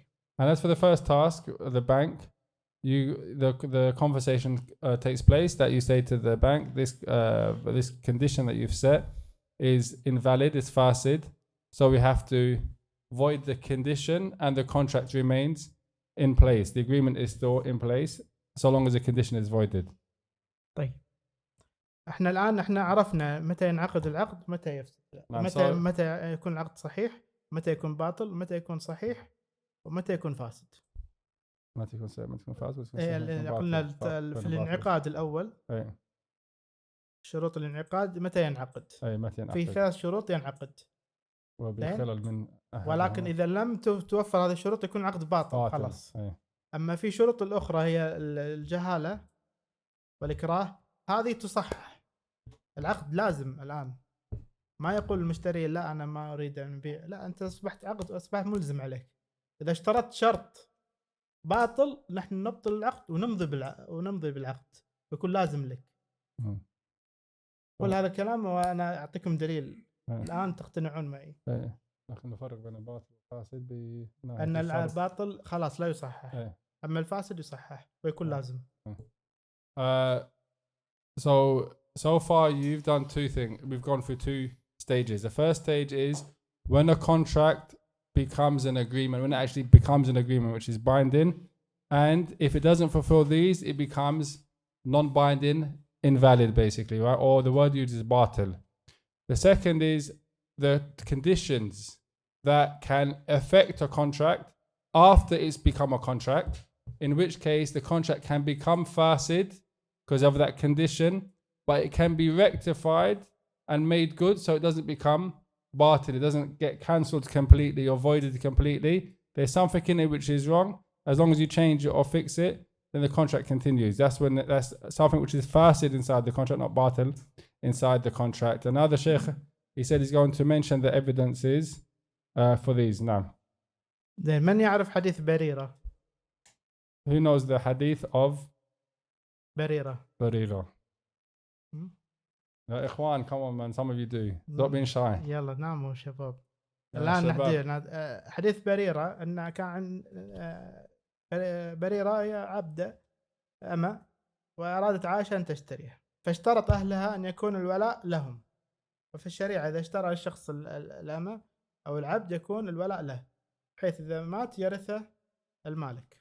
Okay, so Barira was a slave girl and Aisha radiallahu anha bought her and عائشة تشتري بريرة واشترطوا أن يكون الولاء لهم. And the seller, i.e. the ones that used to own Barira, they set a condition that they get that they are the mawla of that slave. What it means when someone's the mawla of that slave is that they inherit from, they are attributed to that family in terms of they inherit from them and stuff like that. They're the mawali. يرث من العبد إذا مات فيكون الولاء له. So they inherit from the slave when the slave dies. So they have the wala, they have that. They're the mawla of them. They inherit from them basically, right? So they set a condition. They sold the slave, female slave, to Aisha radhiallahu anha, and they set a condition which is they keep what? They keep the walaya, but that's not a condition. Which the walaya is for the person who owns the slave, not for the person that sold the slave. No. فاشترطوا هذا، فغضب النبي صلى الله عليه وسلم، فقال لها، قال لعائشة اشتري بريرة واشترطي أن الولاء لهم. So when they did this, the Messenger of Allah sallallahu alaihi wasallam became angry, and he said to Aisha radhiallahu anha, he became angry because it's a condition which is not correct. He said to Aisha, buy her, the female slave, and accept the condition that the walaya is for them, right? فقال النبي صلى الله عليه وسلم لها اشتري واعتقي، يعني كانت تريد تعتق بريرة يعني تكون حرة، فإن الولاء لمن أعتق، لمن هو من اشترى واعتق. زين. فلما اشترت عائشة بريرة قام النبي صلى الله عليه وسلم وخطب الناس فقال ما بال الناس يشترطون شروطا ليست في كتاب الله. هذا الشرط باطل. ليش؟ لأنه ينافي أصل العقد أن الولاء هو يكون لمن اشترى، هذا بحكم الشرع، يكون هنا العقد فاسد. زين. فما بال القوم يشترطون شروطا ليست في كتاب الله، ما كان شرطا ليس في كتاب الله فهو باطل وإن كان 100 شرط. فهنا النبي صلى الله عليه وسلم نفى إن كان هذا العقد عقد فيه شرط فاسد، والآن كما ذكرنا، ولكن النبي صلى الله عليه وسلم لم يبطل العقد، أمضى العقد وأبطل الشرط، وقال النبي صلى الله عليه وسلم خطب وأفسد هذا الشرط، وقال الولاء لمن اعتقتها عائشة، وأصبح الولاء لعائشة. وهنا نستدل في هذا الحديث أن العقود تنعقد، وإذا كان فيها ما يفسدها من الجهالة أو من هذه الشروط، فإن هنا نبطل هذا الشرط ونصحح العقد ونمضي العقد. هذا هو الاستدلال لكي يعني تكونون على اطمئنان. And then they continue in the rest of the hadith. The Messenger of Allah sallallahu became angry, and he told Aisha anha, agree, buy the slave. And the purpose of buying the slave was to free the slave, because you buy slaves to free slaves. And agree to the condition, right? Agree to the condition. And then after that, she bought the slave and freed the slave. And then the Messenger of Allah stood up and gave a khutbah, and he made the statement that says, "Ma bala qawmun, what is wrong with people? Yashtarituna shurut, laysa fi kitabillah." They lay down conditions which are not in the book of Allah, right? I go against the contract, the purpose of the contract. And he says, "Kullu sharat laysa fi kitabillah, fa huwa batil law kana mi'a shart." And then the Messenger of Allah said that every condition which is not in the book of Allah is invalid and void, even if it's 100 conditions. Even if it's 100 conditions. They said al-wilaya liman a'taqa, that the wilaya is for the person who frees the slave, right? Not for the person that sold the slave, basically. So this hadith is used as proof to show that the contract is an agreement. It's an agreement which has taken place and it's considered an agreement, and the condition which is fasid inside it is voided, and the contract continues, right? The contract remains a contract, an agreement, while the condition which is invalid is voided from the contract. Now, this is the evidence for that. الآن ندخل في المرحلة الثالثة، وهو النفاذ. وهو يحتاج شيء واحد، أن يكون هناك ولاية شخصية، أن يكون من المالك أو من يكون نيابة عنه كالوكيل، أو يكون نيابة شرعية كالحاكم الذي يحكم على أموال القاصر أو الوصي أو القاضي. فهذه إذا جاء العقد من المالك أو الوكيل أو ذو ولاية شرعية كالحاكم، يكون العقد نافذ أنه مستمر. إذا كان العقد على العين من غير المالك أو الوكيل أو غير القاصر، فهنا يتوقف العقد. نقول العقد صحيح، منعقد صحيح، ولكن متوقف بشرط المالك. نأتي بالمالك ونقول لا، موافق غير موافق. قال غير موافق، نقول العقد توقف، خلاص لا يمضي. قال موافق، نمضي العقد. The third condition is only one thing that you need to understand. It's the condition to do with whether the contract is nafidh or not, i.e. is in effect or continue. It comes around the issue of wilaya. Does the person have, is it his property or he's been given agency over the property? So the person has been given him a permission and made him an agent on that property or in that money to buy or to sell that thing. Or he's a hakim, he's the judge or he's a ruler in which has a type of wilaya to do with wasiya or these type of things. I fulfilling a wasiya that a person is behind. If it's not one of these three people, i.e. it's not, for example, the person that owns it, that's selling it or buying it, it's not the person that's acting on their behalf with their permission. In this case, the contract, they say, is, or the agreement is يتوقف العقد, i.e. it's suspended. You don't say it's cancelled and nullified straight away. You say it's suspended up until you hear what the owner has to say about that contract. Does he agree with it or does he disagree with it? Does he accept it or he rejects it? If he accepts it, then it can continue.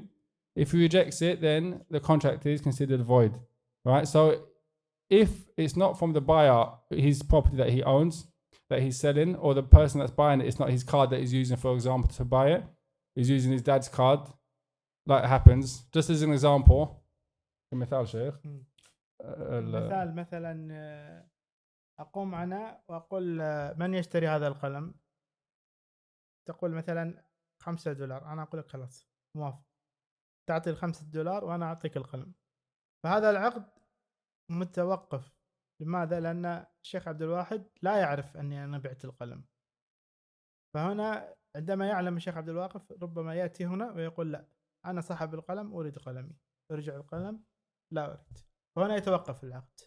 إذا غير موافق أنا يجب علي أن أرجع الخمسة ويبطل العقد. So an example is that the Shaykh goes to Ajwad and he says, Ajwad, buy this pen for $5. Ajwad says, okay. So the Shaykh gets the $5, Ajwad gets the pen. And then I come along and I say, where's my pen? The Shaykh says he sold it to Ajwad for $5. I say, no, why did you do that, for example? I said, I want my pen back. So what happens? Ajwad has to give back the pen, even though he's paid for it, and go get his money from who? From the Shaykh, because I haven't agreed to that sale. That's the type of contract which speaks about wilaya, i.e. the one that owns it has the wilaya on that product. نعم. الآن ندخل المرحلة الأخيرة، هي مرحلة اللزوم، وهي يعني هي تتمثل في باب الخيار في كتب الفقه، وهي يعني أن يخلو هذا العقد من شروط يشترطها أحد المتبايعين، وهي قد تكون خيار الشرط أن يشترط شروط معينة، زين، خيار الوصف أن يقول له إذا كانت هذه السلعة بوصف هذا فينفذ العقد، أو خيار هذه الخيارات. أنا لا أريد أن أدخل فيها التفاصيل هذه، ولكن أريد أن تعلموا أن شروط اللزوم إذا منعت من هذه الخيارات فإن العقد لازم. إذا كان في هذه الخيارات موجودة فإن العقد يكون غير لازم لوجود هذه الشروط، ويحق لأحد هذه الأطراف فسخ العقد. Okay, so the last one that we're going to speak about is the conditions about when a contract becomes actually binding, lazim, right? And really this comes back down to in the books of fiqh, when you want to find the subject in the books of fiqh, it's underneath the bab of khiyar, i.e. the option to continue or to rescind the contract. It's under khiyar basically. What it generally means is that this contract or this agreement that we've made is void, doesn't have any type of conditions that we have placed inside the contract that gives us an option not to continue with the contract, right? If there's that option inside the contract, then that contract is considered ghayrul lazim, and I have the option to cancel it. The types of conditions or options that they mention, he's not going to go into them in detail, but he's mentioned there on the slide. Khiyar al-shart, i.e. you put a condition in there, or khiyar al-wasf, or khiyar al-naqd. أو التعيين. النقد مثلا يشترط أن يكون مبلغ مثلا بالباوند أو بالذهب. التعيين أن يختار أن يقول أنا أشتري مثلا، خاصة يعني في العيد يشتري الغنم الأضحية، فيقول أنا سأشتري منك هذا الغنم بشرط التعيين، مثلا يأتي على واحدة من هذه الغنم ويضع لها علامة، أو أنه يقول له شرط التعيين بحيث أن أنا لما أتي أنا الذي أختار، ليس أنت الذي تختار من مثلا الأضاحي. So for example, as an example, if when you go and you're going to buy, for example, a sheep or whatever, you say, I'm going to buy a sheep from you, but there's a condition. What's the condition? I'm the one that picks it. It's not you just give me any sheep that's on your farm. I'm going to come and say, I want that sheep. Okay, if for example I go and you say, okay, take this one. I say, no, I want that one. He says, I'll take this one. That's a khiyar which I can say, no, I don't want to go ahead because the contract's not binding, because we had that option that I choose and you're not fulfilling it, so I'm going to leave. Right? So this is what it means when it says khiyar, or the option of to make a condition, lazim or not. نعم. وخيار الرؤية أن يشترط مثلا يقول يعني أنا سأشتري هذه البضاعة، أشتري السيارة، ولكن بشرط أن أرى هذه السيارة وأوافق عليها. فهنا هذا شرط الرؤية، أن يشتري شيء ويقول له يشترط الرؤية، فإذا أعجب يمضي العقد يكون ملزم أو يفسخ العقد. Another example is the option 2 that for example, I'm going to buy the car, but I want to see it. I need to see the car that I'm going to buy when I buy it. So if, for example, so there's an agreement I'm going to buy the car, but what's the option? That I'm going to buy it based upon what I see. So now if I go and I don't see the car, I don't like it, I'm not bound to buy it. There's no agreement that's been made. I have the option not to buy it, basically, right? خيار العيب هو أن يقول لا نشتري هذه الهاتف أو السيارة بشرط أن تكون خالية من العيب. إذا وجدت عيب سأرجعها وأفسخ العقد. The عيب, i.e. defect, the option 2 is that if you buy, I'm going to buy this car on condition that there isn't any type of mechanical fault with the car. If there is, I'm not going to buy it, i.e. the purchase is not going to happen. So I go and I find a fault. That means I have the option not to rescind my agreement and not to continue with it, basically. It's not lazim until I've done that thing, basically. I have the option. طيب. خيار المجلس تدخل في هذا ولا؟ خيار المجلس يدخل طبعا هو ما أثبته، لأن إذا تفرق انتهى أصبح لازم. فهذه من ضمن اللزوم طبعا. الآن احنا عدنا وكررنا أن هناك انعقاد وصحة ونفاذ ولزوم، فأنا وضعت هذه الأمور لكي تكون الأمور واضحة. فإذا إذا فقد شيء من شرائط الانعقاد بطل العقد. إذا فقد شيء من شرائط الصحة فسد العقد ويصحح. أما إذا بطل العقد خلاص ما يصحح، انتهى، يعني لا يوجد إلزام بين الطرفين. أما إذا فسد العقد في إلزام بين الطرفين ولكن يصحح العقد. وإذا فقد شيء من شرائط النفاذ توقف البيع، لا يستطيع أحد منهم أن ينفذ هذا العقد.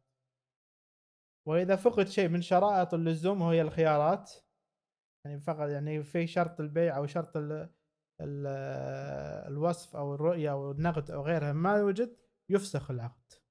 فهذه المصطلحات هي مصطلحات شرعية يتعلمها الإنسان، بحيث أنه ليس فقط أن يأتينا عقد في مخالفة ونقول له باطل، كله باطل باطل باطل باطل. لا، في شيء اسمه فساد، في شيء في توقف، في شيء اسمه فسخ لأسباب معينة مختلفة.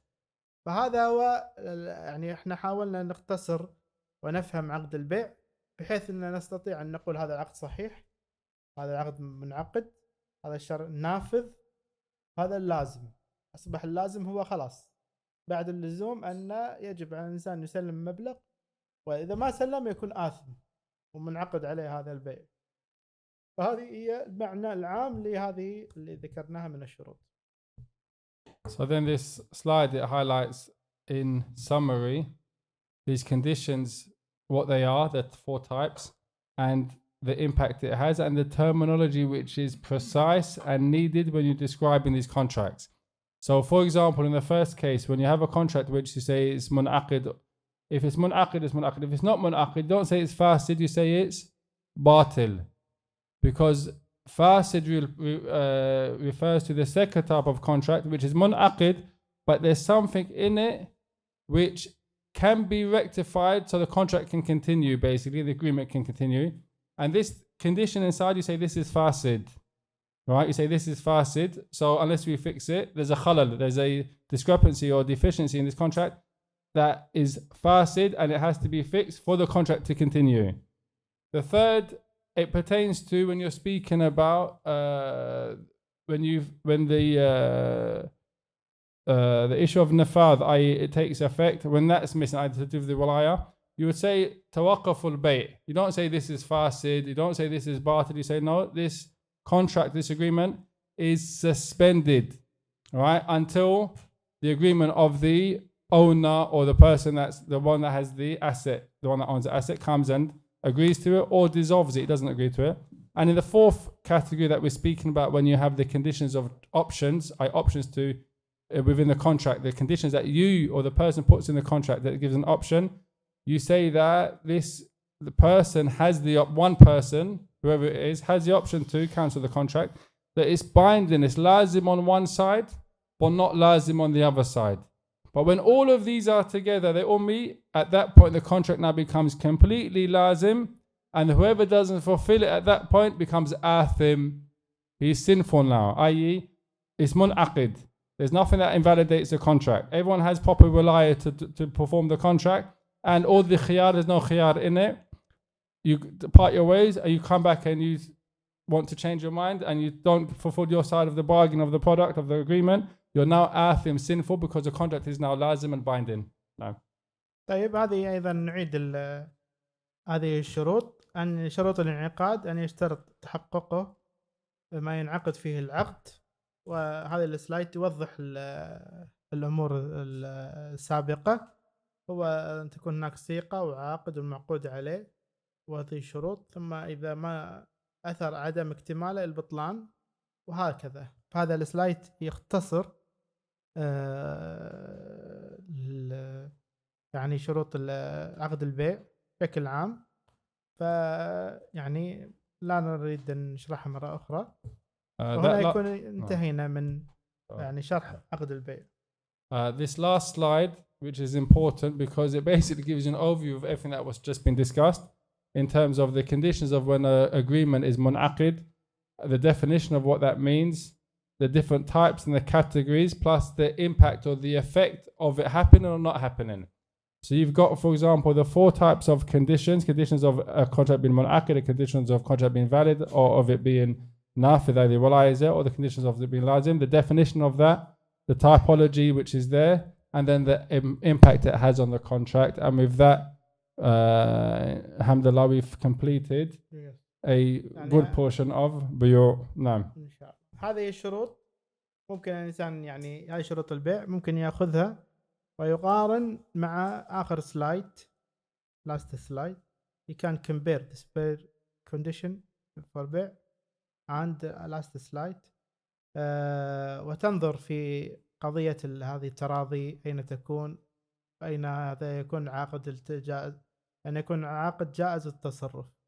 هذا العقد في النفاذ، هذا الشرط يكون إذا لم يتوفر يكون العقد هكذا. يعني الإنسان العلم يأخذ الإنسان يأخذ العلم عن طريق المقارنة والدراسة والتأمل. فأنا فقط أريد أن يعني أوضح هذه الأمور، وإن شاء الله تكون هذه المحاضرة مفيدة، وهي ثقيلة نوعا ما لأنها مليئة بالأحكام والشروط والتفاصيل، ولم يسبق لكم دراسة المعاملات المالية مع الأسف. بداية مباركة إن شاء الله. إن شاء الله هذه تكون بداية في معرفة هذه الأحكام، وهي يعني أنا أراها هذه ما يسميه العلماء ما عم به البلوى. الآن أنت تتعامل مع عقود كثيرة جدا، إذا كنت لا تعرف الثمن زين فأنت تشتري وتبيع. هنا في بعض المعاملات اللي تعملها أنت لا تعرف الثمن. في بعض الخدمات الإيجارية أنت تدفع في الكينت وتخرج مكان آخر مثلا في القطار أو غيره، وهو يحسب لك، أنت ما تعرف يعني كم سيحسب، $5 $6 $7. فإذا قلنا أن هذا العقد باطل أنك ما تعرف الثمن، فكثير من العقود سنبطلها ولا يجوز لك تستخدمها. ولكن إذا تأملت هذه الشروط وصارت عندك واضحة ستعرف أن هذا العقد ملزم، وأنك أنت تعرف الثمن، قيمة الثمن اللي تدفعه، ولكن لا تعرف المبلغ إلى أين سينتهي. ولكن هو مبلغ فيه عدالة، يعني فيه ضوابط للتقييم المبلغ. فحبيت أن فقط أن من يعرف هذه العقد ويدرس العقود الأخرى في المعاملات المالية، مثل عقود السلم والهبة وغيرها من العقود، فسيكون عنده مع دراسة أصول الفقه سيكون عنده يعني خلفية لأن يعرف مسائل مستجدة. مثل احنا ذكرنا مسائل مستجدة ايش يعني أنت تتعاملون فيها لابد تعرفون أحكامها على الأقل، يعني مجرد معرفة الحكم ليس الاجتهاد معرفة الحكم. مثل أستار وجيفت كارد، كثير من المعاملات هي من العقود، لأن هناك عقود تسمى عقود مسمات وعقود غير مسمات. عقود المسمات هي ما ذكرها في الشريعة الإسلامية، وعقود غير مسمات هي العقود المركبة. وهذه يعني أمور يعني إن شاء الله تأخذونها في المستقبل. أسأل الله عز وجل التيسير والتوفيق وبارك الله فيك. In conclusion, الأخير الشروط. Just in concluding, the Shaykh mentioned that this is a summary, but he wanted to highlight, look, if you've got the slides, what you should be able to do by way of making, because you learn knowledge by making comparison, right? These are the conditions which are mentioned in the books of fiqh as they are, and the way that the Shaykh he mentioned them is as he mentioned in the في ثوب الجديد fiqh al-mu'amalat في ثوب جديد, meaning these 7 you should be able to take them, for example, and يكون البيع من مالك العين أو يكون جائز التصرف, and take this, and where does it apply to in the conditions which he summarized at the end, for example. So he mentioned that and يكون العاقد جائز التصرف, this comes underneath the في النفاذ wilaya, right? That he has to be the person that's the owner of the product, or the one who's a wakil of it, or the one that. So these conditions that I mentioned in books of fiqh, take them, compare them to the conditions, the chart at the end, and fit each one of these on one of those. That is what you should be able to do by the end of the course, or at least by way of a kind of revision or review or task that you do. And then the Shaykh he mentioned that in reality, although this is a difficult subject and may be the first time that you're studying or coming across it, it's something which is ما يعم به البلوى, meaning that everybody on a daily basis is doing transactions, buying and selling, making agreements on a daily basis, even if you're not speaking. And an example he gave, he says, for example, you do an agreement, and I think this is referring back to the Oyster card. In many ways, a person taps on and he's made an agreement that he doesn't know how much exactly he's going to pay, but he knows he's going to pay an amount. So if you used to say that when you don't, you know you're going to pay, you know what you're going to, but you don't know the amount, you say that contract is batil, it would now necessitate, for example, that you're not allowed to do what? Use Oyster to travel. You'd have to use your card or something else, right? But however, when you know that that contract is considered fasid up until you know the way in which it can be rectified and become valid, it stays valid, and then you know, for example, that the amount has fairness to it, there's a set amount for set journeys, then there's no issue doing that type of transaction. So the point he was highlighting is that it's important for every single Muslim to be aware of these types of contracts, because in the time we live in, there's these contracts these transactions you're doing on a daily basis, right? And then if a person knows and has awareness of the basics of this contract, then the other types of contracts which are mentioned in the books of fiqh, like for example hiba or salam and these other types of contracts, inshallah they're going to become easier for the person to know, especially if he also has a knowledge of usul al-fiqh and is able to use that knowledge of usul al-fiqh and his knowledge of buyu, contracts, to compare that and with recent and contemporary issues. And then he mentioned a fact or benefit that we have uqud which are musammat and ghayru musammat in the books of fiqh, meaning you have contracts which are, we know they got particular names in the books of fiqh. You have contracts which are not mentioned by name in the books of fiqh, but because they are a combination of 2 contracts or 3 contracts to produce a product or to produce a service, that's where Islamic banking comes in. But Islamic banking, insurance, and they use a number of contracts they make. These are غير مسمات, either murakkiba. That's what you study later. Once you understand the basis of contracts, what they are, you're able now to see how, for example, Islamic finance works. How 2 contracts are brought together to make a product or a service that you're going to get from Islamic finance. نعم. يعني فقط نعمل دعاية للنادي الاقتصاد الإسلامي، وهو نادي احنا نشرف عليه في جامعة الكويت ومتخصص في المعاملات المالية. في يعني هنا الدورات فيها جزء منها اللغة الإنجليزية، وفي كل خميس درس محاضرة في يعني ممكن هنا الرئيسية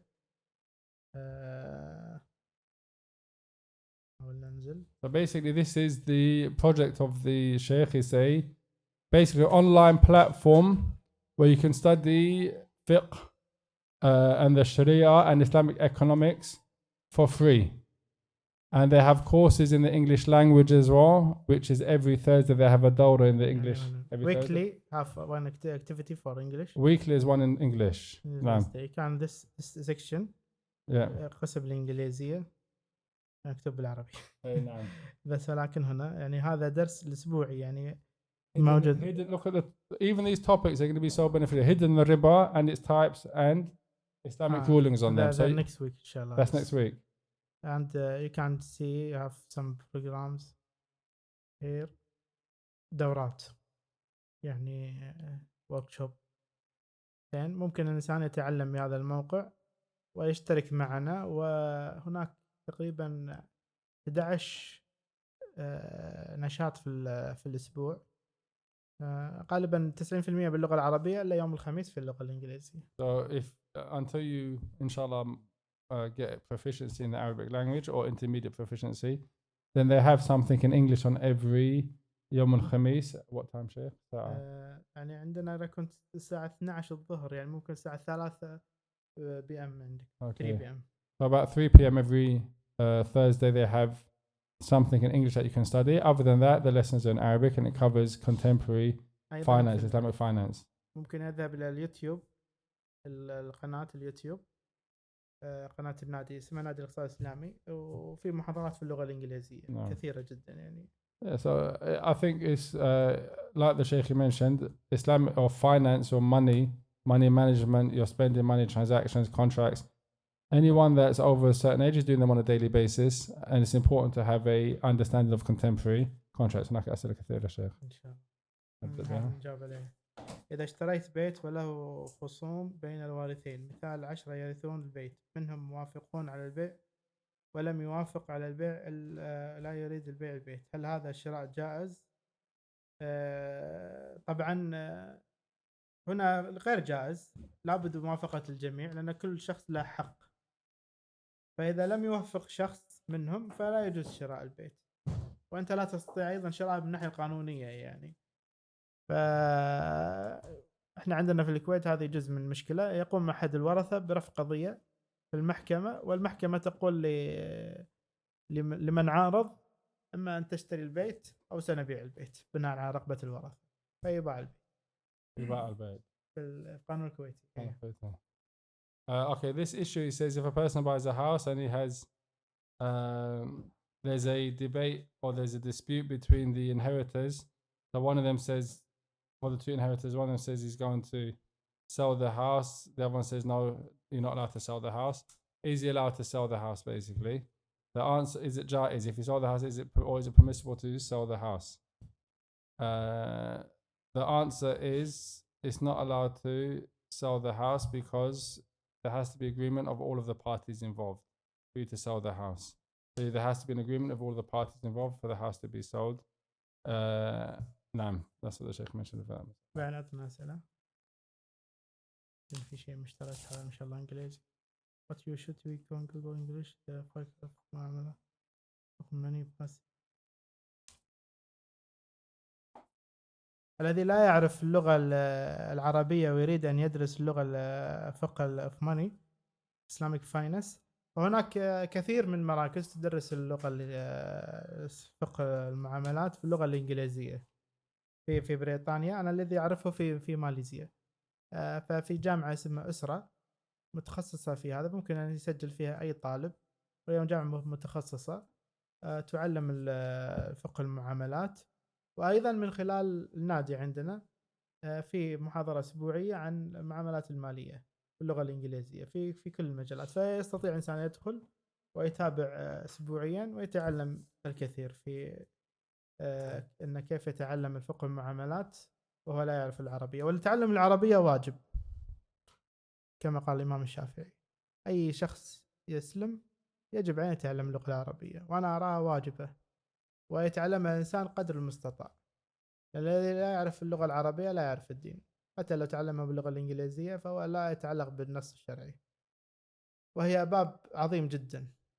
وأنا رأيت يعني ناس في عمر 70 سنة يتعلمون اللغة العربية وفلحوا وأصبحوا يعرفون المعنى. يعني أنت تصلي كل يوم تسمع القرآن ولا تفهم كلام الله عز وجل، وأعظم كلامه هو كلام الله عز وجل. يعني تكون يعني العربية، الجنس العربي هو ليس جنس، هو اللغة. من يتعلم اللغة العربية يصبح عربيا. وإحنا العرب طوائف من الناس، من الأفارقة ومن من الروم ومن الفرس ومن العرب خلينا نقول العرب الأصليين، هذا كلهم أصبحوا عرب، صومالي، روماني، فارسي، كلهم أصبحوا عرب. فاللغة العربية هي لغة، ولغة مرتبطة في الإسلام، لغة أهل الجنة. فيتعلم الإنسان اللغة العربية قدر المستطاع. The question says, what book should we get in English? The Fiqh of Money, basic, as I don't understand Arabic. The Shaykh mentioned that first of all on the website that he has, you can study in English every Thursday at 3 p.m. Also, as well, there are courses that teach Islamic finance, teach fiqh in English. However, that being said, he says that he's of the opinion that learning the Arabic language is wajib, because you're not going to be able to have a comprehension of the deen properly, even though you may learn it, unless you understand the Arabic language. And he mentioned the statement of Shafi'i, he mentioned that it's an obligation. He also mentioned that the Arab isn't a nationality, it's a language. Whoever speaks Arabic is an Arab, basically. And then he mentioned the importance of the Arabic language. You stand up every day and you're going to be praying and reciting the Quran or listen to the Quran recited. You don't understand it, and the best speech is the speech of Allah. You're not understanding the best speech. So he mentions the importance of learning the Arabic language. And then he mentioned that someone that's 70, he knows someone 70 years old studying the Arabic language, and he was successful in fulfilling his goal of learning the Arabic language. So in other words, I can't see anyone here that old, so no one's got an excuse, basically. That's my speech on the Shaykh. طبعا هنا سؤال عن سد الذريعة. هناك شيء في أصول الفقه اسمه سد الذريعة، وهو أحد الأدلة الشرعية. الأدلة الشرعية تنقسم إلى أصول، وهو القرآن والسنة والإجماع، وهناك أدلة أخرى منها سد الذريعة. فسد الذريعة هي الوسيلة التي تصل إلى المحرم. هناك أيضا فتح الذريعة، يعني الشريعة لا تسد كل شيء، ولكن قد تفتح بعض الأمور. وسد الذريعة أن هناك بعض الأمور، مثلا لا إذا أراد الإنسان يتزوج يجوز له أن ينظر إلى وجه المرأة، يعني أصل المرأة تكون منقبة، فإذا يجوز له أن يشاهد المرأة، هذه من فتح الذريعة. أو يقول هذا الأصل أن يشاهد الذريعة، ولكن تلبس المرأة النقاب سدا للذريعة، وهذا يعني من ضمن الأدلة. فإذا هناك بعض الأمور التي قد تكون مباحة يتم تحريمها سدا للذريعة أو لكثرة الفساد فيها، مثل ما يكون مثلا قنوات التلفزيونية، إذا كان لا يوجد فيها شيء شرعي وكلها فاسد، فهنا نقول بتحريمها. وما دليل التحريم؟ هل هناك نص على أن الستلايت أو التلفزيون محرم؟ لا، ولكن سدا للذريعة أن أكثرها فاسد فيغلب عليه. فإذا كان هناك شارع مثلا، وأنا مثلا في بريطانيا مثلا يكون هناك شارع فيه بارات كثيرة، فنقول المشي في هذا الشارع محرم. لماذا؟ لأنه في شارع فساد، ممكن ما تعرف أنت تزل قدمك وتدخل، فيقول لا يجوز دخول هذا الشارع سدا للذريعة. فهذا معنى سد الذريعة. So the question is asking, what's the meaning of Sadd al-Dhari'ah, which is mentioned in the books of Usul al-Fiqh? Can the Shaykh explain it? Sadd al-Dhari'ah is one of the evidences which is used, and what it means is if something is a wasila or leads to something which is haram, that thing itself becomes haram, basically. And the Shaykh said there's also something known as Fath al-Dhari'ah, which is opening up the means to something. And he gave an example. When you want to get married, right, the Shaykh said that Habba niqab is an obligation. So if you want to get married though, you're allowed to do what? Fath al-Dhari'ah. Open that dhari'ah to what would ordinarily be impermissible, so that for the purpose of the benefit of the marriage, because you need to see who you're going to marry, because you don't want to do that after you get married and not end up married. In any case, her wearing niqab is a form of sadd al-dhari'ah, i.e. something that can lead to lusts and desires and impermissible interactions. Also as well, he said some things are mubah, they're permissible in their origin, right? However, the scholars will say that this thing is haram. What's the dalil? They say sadd al-dhari'ah, because it leads to something haram, so they give it the ruling of being haram. Example is satellite channels that he gives. The satellite channels in and of themselves, you can't say the satellite channel is haram. It's what it shows. So if you find the channel which doesn't show anything of benefit in terms of deen or in terms of knowledge or in terms of education, then you might find a scholar comes and says that that channel is haram. You're like, well, where's the evidence? Where's the dalil in the Quran? Where's the dalil in the Sunnah that it's haram? You're not going to find it like that. But they're going to say it's haram because sadd al-dhari'ah, because it leads to haram, they say it's haram. saddan lidhari'a. And he gave another example of a street. It doesn't apply to Brixton Road specifically, but he gave an example of a street. But if that street only had bars on it, nothing else, bars with women and drunk people, a scholar might say it's not permissible for a Muslim to walk down that street. Why? What's the evidence? Saddan dhari'a. Because by walking down it all the time, it can open up a door to the person to doing something which is haram. They say haram saddan lidhari'a. No. طبعا هنا يقول عن حكم التأمين. حكم التأمين. هنا أنا سألت عن أحكام شركات التأمين، كلها لا توافق الشريعة الإسلامية. فإذا كان هناك فإذا كان هي غير موافقة فهي لا يجوز أن تتعاقد بعقد التأمين، هذا الأصل. ولكن إذا كان هناك في أمر الحاجة مثل التأمين على السيارة أو التأمين مثلا أي تأمين يكون لازم عليك، فهذا من باب الغرر. الغرر يجوز قليلة بالإجماع ولا يجوز كثيرة بالإجماع. وإذا أجبر الإنسان عليه ففتاوى العلماء على أن هذا المبلغ اللي تدفعه يجوز أنك تدفع نقول أن تدفع للتأمين دفعا للصائل، وهي الحاجة التي تحتاجها في قيادة السيارة. لأن العلماء يقولون إذا كانت هناك حاجة والحاجة أصبحت عامة للمجتمع فتنزل الحاجة إلى الضرورة، والضرورة تبيح الوسائل يعني المحرمة مثل الغرر.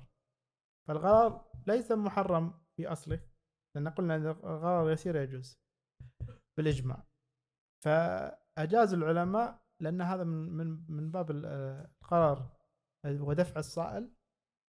فالتعاقد في عقود التأمين إذا كانت ملزمة يجوز أنك تدفع لها بشروط أن تدفع أقل ما يمكن تدفع فيه الضر، والتعويض كما يقول الشيخ ابن عثيمين يكون إذا حدث لك حادث يكون بقدر المبلغ اللي أخذته. فهذا حكم التأمين. أسئلة كثيرة. بعد الصلاة وقت آخر خلاص تحدث عن تأمين. أنا ما شاء الله أسئلة كثيرة. إذا كان لازم أنا قلت إذا كان لازم هنا يدفع دفعا للضرر، إذا كان غير لازم فلا يجوز، فيعتبر يرجع للأصل. The question asks about, is it permissible to pay for a warranty? A warranty. So the Shaykh said this is something that is known as ta'meen, insurance or warranty. All of it there's no warranty which falls in line or which is Sharia compliant basically. There's no warranty which is Sharia compliant and falls in line with the Sharia. What they say is that if there's a haja or a need, meaning that it's binding upon you to do it, like car insurance. They gave an example of car insurance. In car insurance, what does this come under? This comes under gharar basically, which is that there's a ambiguity. You're paying money, you don't know whether you're going to get anything for your money or not. You may get something back, you may not get something back. You've paid money, you got nothing in return for it. It comes under the chapter or the issue of gharar that makes a contract impermissible due to gharar. So the scholars in this bab or this issue, there is consensus in ijma' that when gharar is a small amount it's permissible, and when it's a large amount it's impermissible. There's consensus on that completely. Highlighting that it's an issue where there's some leeway when it's a small amount. Here there's a haja, which is a need, and whenever there's a haja, as is one of there's a qaida or a principle, or that things which are necessary, الضرورات تبيح المحظورات. قلت يا شيخ الضرورات هذا قاعدة. إذا كانت الحاجة عامة تنزل منزلة الضرورة. First of all, there's two principles here. The first one is if the haja is general, it's not limited to one person, but it encompasses majority of the community or the society. It's general. It's not just one or two people. In this case, إذا كانت الحاجة عامة تنزل منزل الضرورة. If it's general, it now becomes a necessity. It changes from being a haja, a need, to a necessity. When there is a necessity, things which are impermissible become permissible through necessity. And in this case, underneath this principle, the scholars permit insurance on cars because of it being binding to take it out in the first place. So it's become a necessity. And on top of that, they permit you to take it. But when you take it, because it's a necessity, you can only take the lowest amount. And because it's a necessity, if you do get a payout, you can only take the amount which you've already paid out. And that's the fatwa of Shaykh Ibn Uthaymin, rahmatullah alayh. فيدفع الأقل يأخذ التأمين الأقل. So you have to, so for example, if you've got an option, when you take insurance, you're going to take third party off or fully comp, you have to take third party as the least amount rather than fully comp. You give the least amount. It might be the case that they're the same price, and it's up to you. يعني ياخذ الأقل حسب المقدرة الموجودة. يعني لا نقول له مثلا ممكن يكون العقد مثلا 80 باوند و90 باوند. 90 باوند ممكن يكون فيه اوبشن اكثر. فهنا يعني هذا امر مقدر. نعم. بس مثلا 150 و90 لا ياخذ ال 150 ياخذ ال 90. Taking the least, i.e. where there's a big difference. If for example you got one that's 90 and one's 80, then it's not really. But one's 80 and one's 150, for example, every month. That's a big difference here. 80 and 90 is not a big difference. So you have to basically estimate it as well. No. نعم. فهذه يعني هناك كثير من الدول والجاليات الإسلامية استطاعت أن تجعل هناك تأمين إسلامي في بلدانها مثل ماليزيا وتايلاند، وعندهم تأمين يسمونه التأمين التكافلي. ولكن هنا في بريطانيا أن عمر الإسلام في بريطانيا يمكن يزيد عن 100 سنة. يقال أن أول من دخل الإسلام فيها واحد اسمه هنري أو شيء كذا في 1890. وبدأت المساجد والمسلمين يتحركون في يعني تقريبا أكثر من 100 سنة. مع ذلك المعاملات المالية كثيرة جدا غير متوافقة مع الشريعة الإسلامية. فيحتاج منكم إن شاء الله من خلال يعني هذا الأمر، وفي أمر إن شاء الله راح يكون مع الشيخ عبد الواحد، أن يكون هناك توعية للجالية المسلمة في أحكام المعاملات المالية وغيرها في صناعة الحلال. ويكون هناك يعني في جهود. كان في بنك الريان، بنك الإسلامي البريطاني صار أصبح بنك ريان، كان عنده جهود في أن يكون هناك تأمين متوافق مع الشريعة الإسلامية، ولكن عقبات السياسية هي التي أخرت. ولكن إن شاء الله إذا وضعنا يد بيد تكون هناك شركات تأمين متوافقة مع الشريعة. That with regards to insurance, and there's something called cooperative insurance, which you find in Muslim countries, which is permissible in accordance with Sharia guidelines. And in spite of the fact that Islam in the UK is old, more than 100 years ago, I think, when masajid were being built and stuff like that, or a very long time ago anyway, even with that, you still find that there's a lot of the contracts in the UK, or the transactions that a person has does not, or is not in accordance or alliance with the Sharia.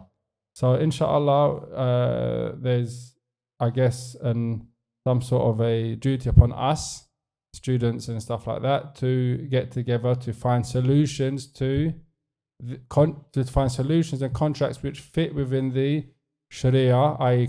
are Sharia compliant, so that we can actually, partake or participate in the society fully financially in terms of investment or insurance and these types of contracts which are necessary. نعم. ونعتذر عن الإجابة عن بقية الأسئلة، ونشكركم، وإن شاء الله يكون لنا زيارة أخرى نجيب عليها. Inshallah, the Shaykh, he said that due to time restrictions, he would like to excuse himself from answering all the questions. I know there's quite a few questions, and hopefully, inshallah, in a coming visit, we'll try to organize more. He'll answer these questions, inshallah. And we'll leave them for research purposes for the students of knowledge as well, inshallah, if we're able to get them to look into these issues. Barakallahu feekum wa jazakallahu khairan shaykhana wa ahsana alaykum wa as'alallah an yaj'ala fi mizan hasanatikum. Barakallahu feekum. Thank you everyone for attending as well. Inshallah, it's been a long evening. Go back, review the information 7 times, 8 times or 9 times. Maybe you can do it in 3 times. It depends on your... But in any case, make sure you review the information, because believe me, it's very, very valuable. بارك الله فيكم وجزاكم الله خيرا.